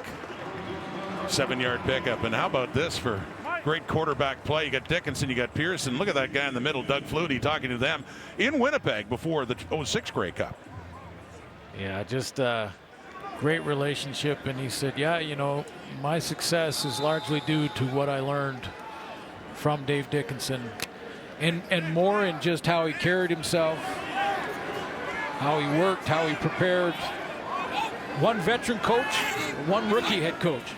And only one can win today. It's still very much up for grabs as they come back. And that was a 2nd down and short, but no, not a 1st down. Only got a yard. Well, and this is, they just put the pressure on the young guy, the young head coach in Buck Pierce. What's your choice here? He's gonna punt it away, and you know, I like the decision. There's tons of time left. Well, fans don't like it, but fans aren't the coach, and it's 2 yards. You're right, it's a long one. And in your own end. Yeah, in their own end, right inside their 40-yard line. But the momentum offensively lately has been Adams and the Calgary Stampeders. 3 touchdown drives in this second half. There's Carl Meyer. And a good punt by Meyer. Aaron Brooks. Wow. Lets it take a hop at the 10 and then picks it up inside the 10-yard line. A 65-yard punt. And timely, too, for Carl Meyer to force Adams and the Stampeders and Dedrick Mills to set up deep in their zone. Productive season. Productive game as well for Dedrick Mills. A playoff game that features the league's leading rusher and the league's leading tackler, Dedrick Mills, Micah Alway, and they were once teammates in Calgary. We talked to Micah Alway a lot about Dedrick Mills and got to know him a bit and knows how much that rushing title would mean to him. Playoff win would mean even more. 109 yards. Dedrick Mills. And has the ball. And Mike Alway among the Lions in the pack for a while there as he's tackled just shy of the Calgary 15. Getting good chunks, so even on those plays where it's almost a standoff between the two guys in Mike Alway and Mills, the help of the O-line, they just keep pushing to get 3, 4, 5. Now because it's a passing down, Alway will take a break. He's off up to 111 yards in this game is Dedrick Mills. And a big second down, I should think, especially suits for the Lions defense that has seen this Calgary offense driving up and down the field here in the second half. Tying this game at 27, 5 minutes and counting on the clock. Pump fake and a second down and 8. Adams has time, and it's caught at a first down. Dominic Rhymes, the veteran Calgary receiver, with a big catch there to move the sticks, getting them some space up around their 30. Yeah, Dominic Rhymes has a lot of time in that slot back position to work his route, double move there, couple of moves and shakes to get back inside. Still pretty well covered, but watch how long Vernon Adams has to throw this football. 1 steamboat, 2 steamboat, 3 1,000, 4 1,000, 5 1,000. Lots of time over the middle. What they did was spy with Matthew Betts. Didn't rush the best pass, one of the best pass rushers in the league that time. 4 catches now, over 60 yards receiving for Dominic Rhymes, and it's back. And the catch there for Mills, little stiff arm up near the 40. And then Gary Peters, and a late flag comes out after Mills is pushed out of bounds.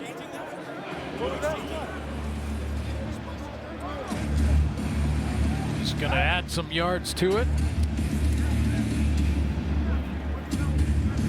Gary Peters in the last couple of weeks of the regular season was... Major foul, face mask. BC number 1, 15-yard penalty, automatic, first down. It was a game-time decision for a couple of the games, missed a couple of games, including last week versus Saskatchewan. Week 12 as well. So he's been dealing with some injuries, a couple of penalties on the veteran. Right with the penalty, gets it up near midfield, 54-yard line, Calgary. Started deep in their zone. Stampeders moving it again. Oh. Ball comes out on the snap. Adams gets it back, but he loses yardage. Betts is all over him to pick up a playoff sack after that ball got away from Vernon Adams.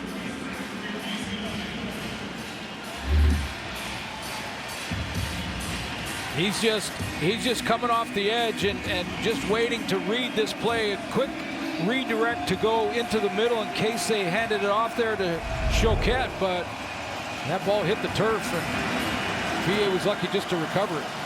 So more of a gift for Matthew Betts under the circumstances. It is his first sack in this game for the CFL sack leader. And a second down and 16 after that. Swinging it off to Aaron Brooks. Turns it upfield, midfield, and down close to the 50. Still well shy of a first down for the Stampeders. So but is it, loss there really hurt them. It sure did, but is it field goal range? Is this one that Dave Dickinson might be seeing if he can stretch that leg of Rennie Paredes? He took a long look at it. Well, his longest in the BC. His longest in the season is 53. He's 2 for 5, 50 plus. Yeah, I think it's a little out of range. Yeah, career long 57. I think it'd be too much. Let's see what they decide to do. Looking for Mark Bassett coming on.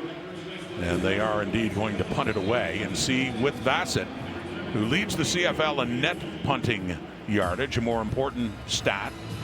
Well, the team nominee, place him deep. Rod, the team nominee, you know, for special teams player of the year for Calgary.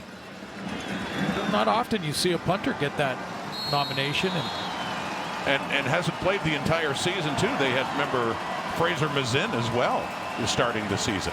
All about direction and placement here.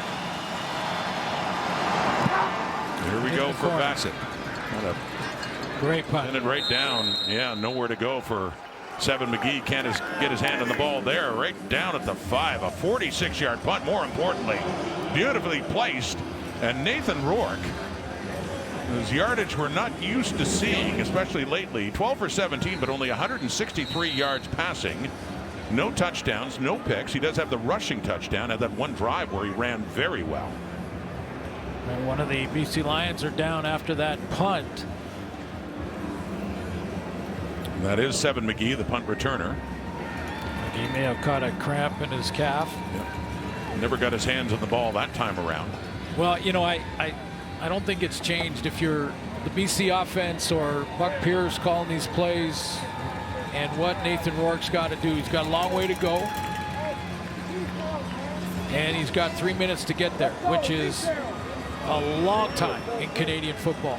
But he's going to have to get Nathan Rourke away from the interior of that Calgary defensive line. And they've just been dominant in the middle of that D-line. Whether they're trying to run at it or throw the football, the D-line in the interior with Miles Brown, Jalen Hutchings are just collapsing that pocket on Rourke, and he doesn't have those open passing lanes. Well, the MLS Cup playoffs continue tonight. Game 2, round 1, FC Dallas taking on Vancouver Whitecaps FC. Coverage getting underway at 9:30 Eastern, 6:30 Pacific here on TSN. Yeah, the Whitecaps, well, this is their home too, but on the road in that playoff game. And Seven McGee heading off. And so for Bob Slowick and Jalen Hutchings and that Calgary defense, another test now. And as you talked about, they've done an excellent job. Look at the difference in yards offense between these two teams. Last play before the 3-minute warning. The fake, the throw, and it is caught right down around the 15-yard line. Adrian Green all over Justin McInnes, who picks it up and gets a first down. You cannot cover this any better, and they still completed this throw. Nathan Rourke looking to get something going. It's crunch time now in a tie ball game. Lions football.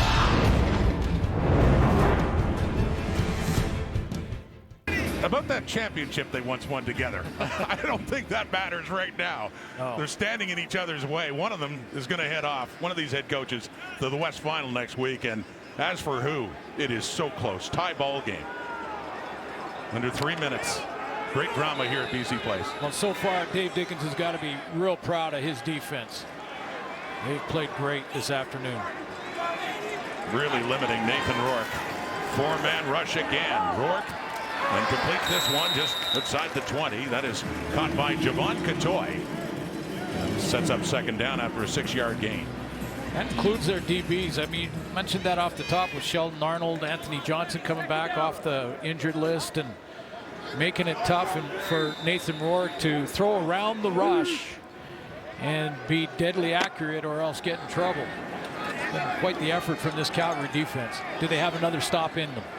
That was the first catch for Javon Catoy in this playoff game.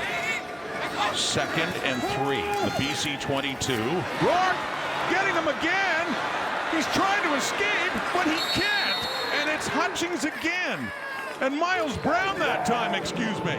Finishing things off. As you're right, that Stampeder front line has really managed to get a lot of pressure on Nathan Rourke today.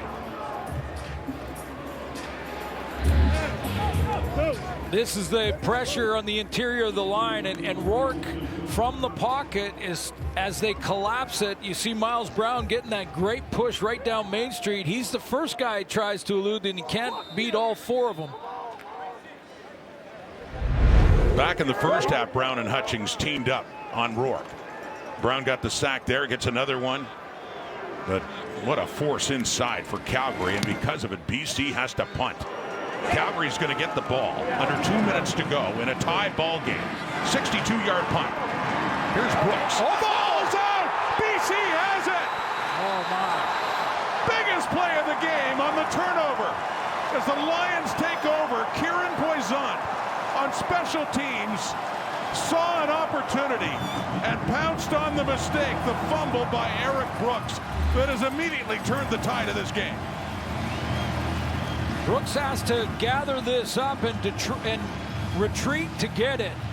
Let's see who pulls it out of there. Looked like he just dropped it actually before contact.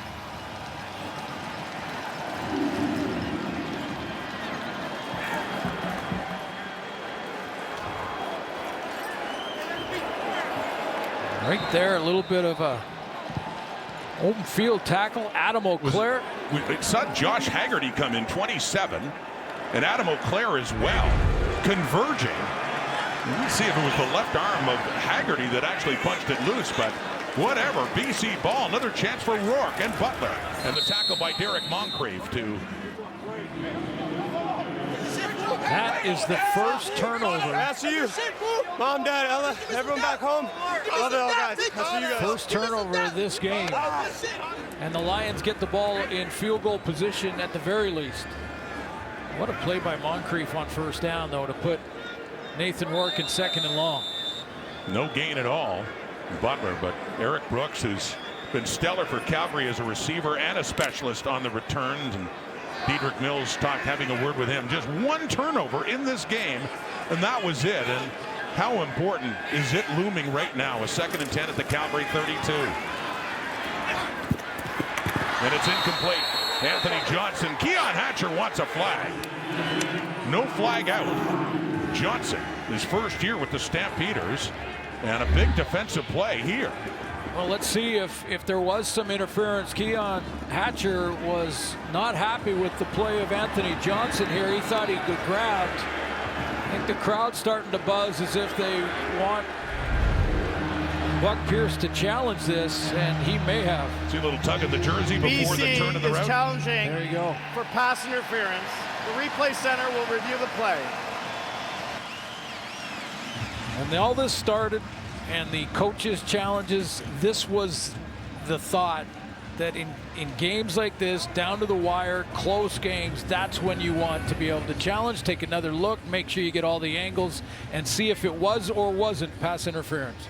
Not our call. The replay center will take care of that. Replay center having a look. Keon Hatcher incensed as that play came to an end with the way Anthony Johnson was defending him. Within 5 yards, you're allowed contact, so a little bit of contact early is okay. I'm wondering about the breakout here, and the jersey sort of separates after the fact, and the ball has been tipped. Then they go down together. That's okay. Oh, man. I was going to say, do you think there was interference there? Well, this is up to the replay center. To be honest, it was very close. Very close. They took a look. Pull, but I don't know. Big decision coming up here now. The replay center, the ruling on the field stands. BC will be charged a timeout. 3rd down. Nathan Rourke's furious. Keon Hatcher is. The fans are. Well, I think he didn't want Keon Hatcher to be as animated as he was about asking his head coach to challenge that play. And I think that was the reaction from Nathan Rourke, because it was Keon Hatcher who basically talked his coach into challenging. So instead, it'll be a field goal try just inside the 40 for Sean White, who's been perfect on the day, 2 for 2 from 40 and 39. This to give BC the lead again. Down and through. 30-27, just over a minute to go, which has been proven to be an eternity in games like this. Certainly the Stampeders would have a chance to at least tie the game again. Yeah, and for the record, I don't think it was a bad challenge, to be honest. There was some contact. There was a little grab of the jersey. We've seen that be called before. Anthony played it well, so now we get Vernon Adams a chance this is his. This is how you dream about it. Coming back to your old team. You got a minute and 7 seconds on the clock, a chance to drive it down, score a major, and win the game. How about the job of the Calgary defense after that massive turnover? Yeah, exactly. Gets a sudden change, hold the Lions to just a field goal. That is a big win and gives VA a chance to drive the field here and at least take it to extra. And a quick 2-and-out basically for the field goal try. You talked about the Moncrief tackle on Butler. That was big. And then Anthony Johnson not flagged for it.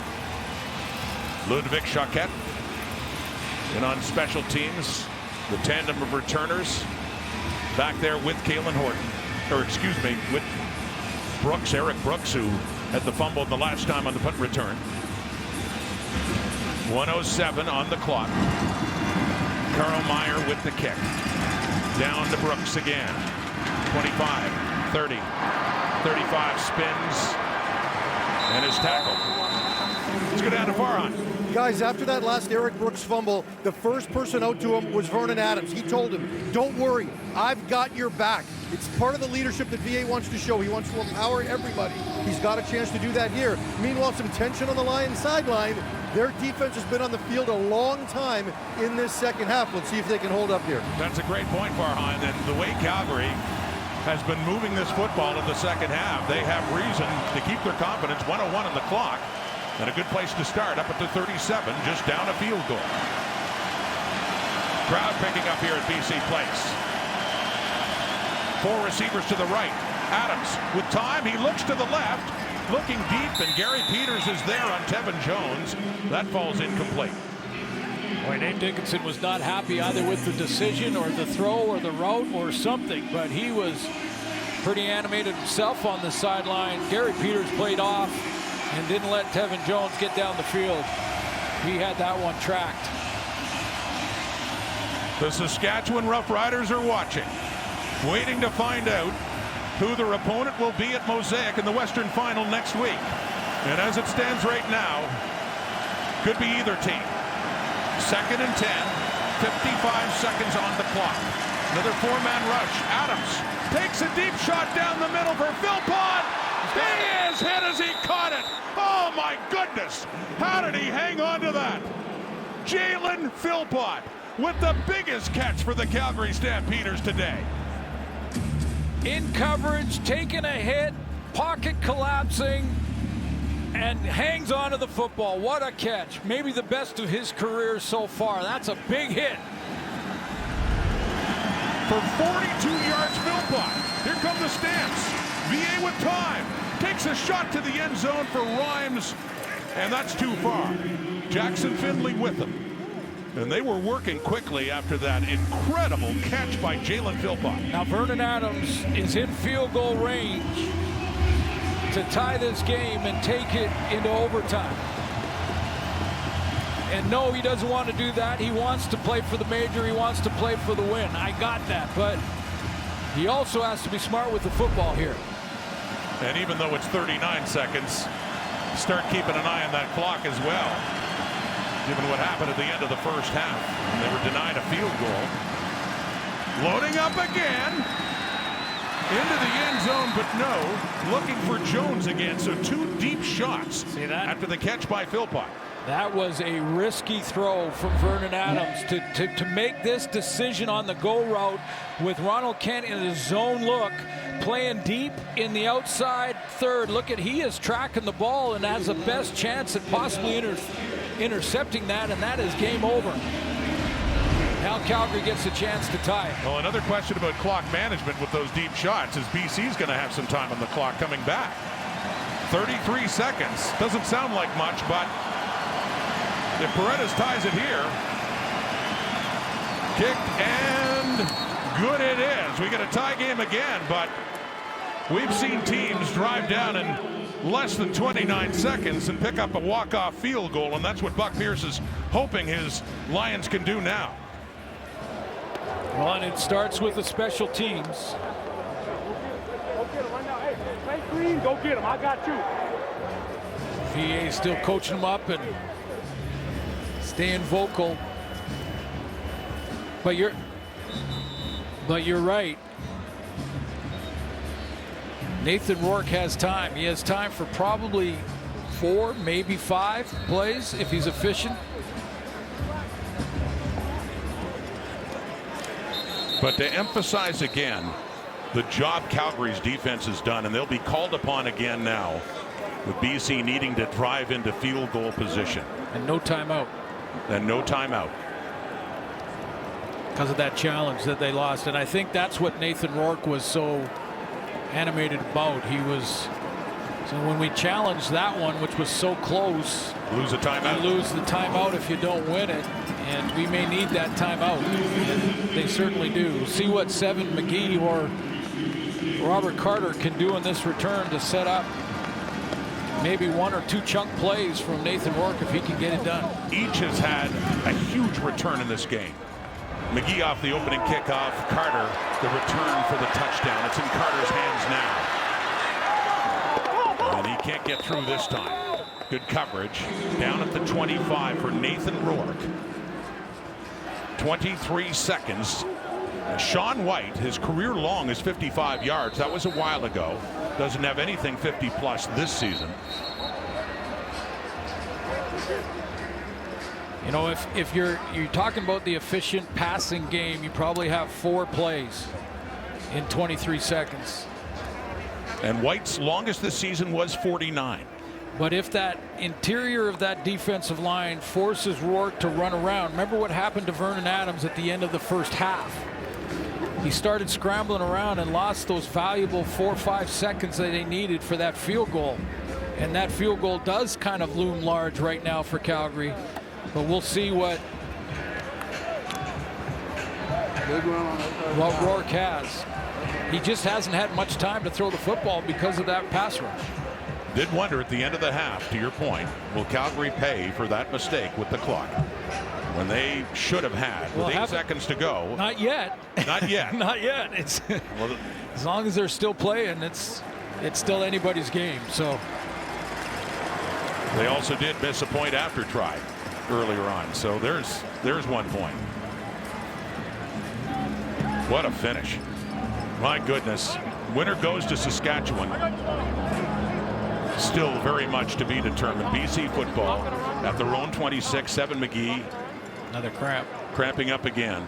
And what a second half by that man, Vernon Adams Jr. And just all game by this Calgary defense, called upon again.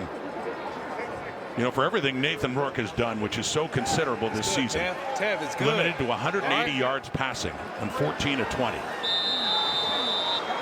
23 seconds. Needs about 40 yards to get into the Sean White range.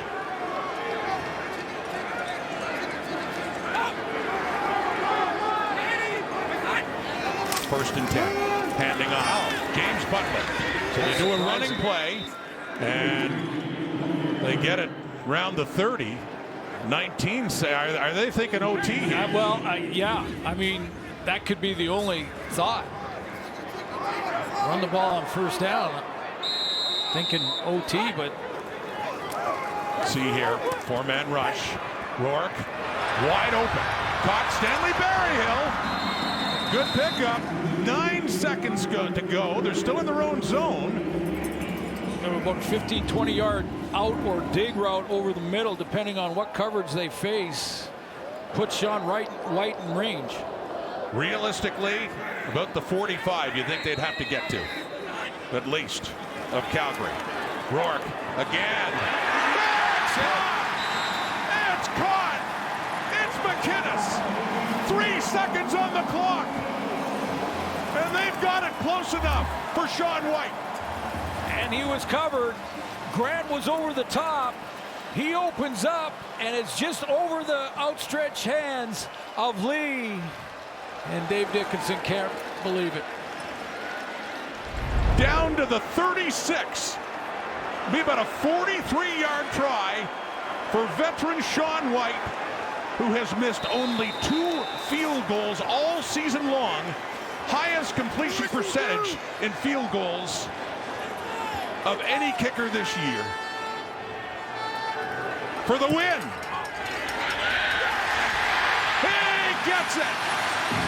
BC Lions on a Sean White walk-off are heading to Regina.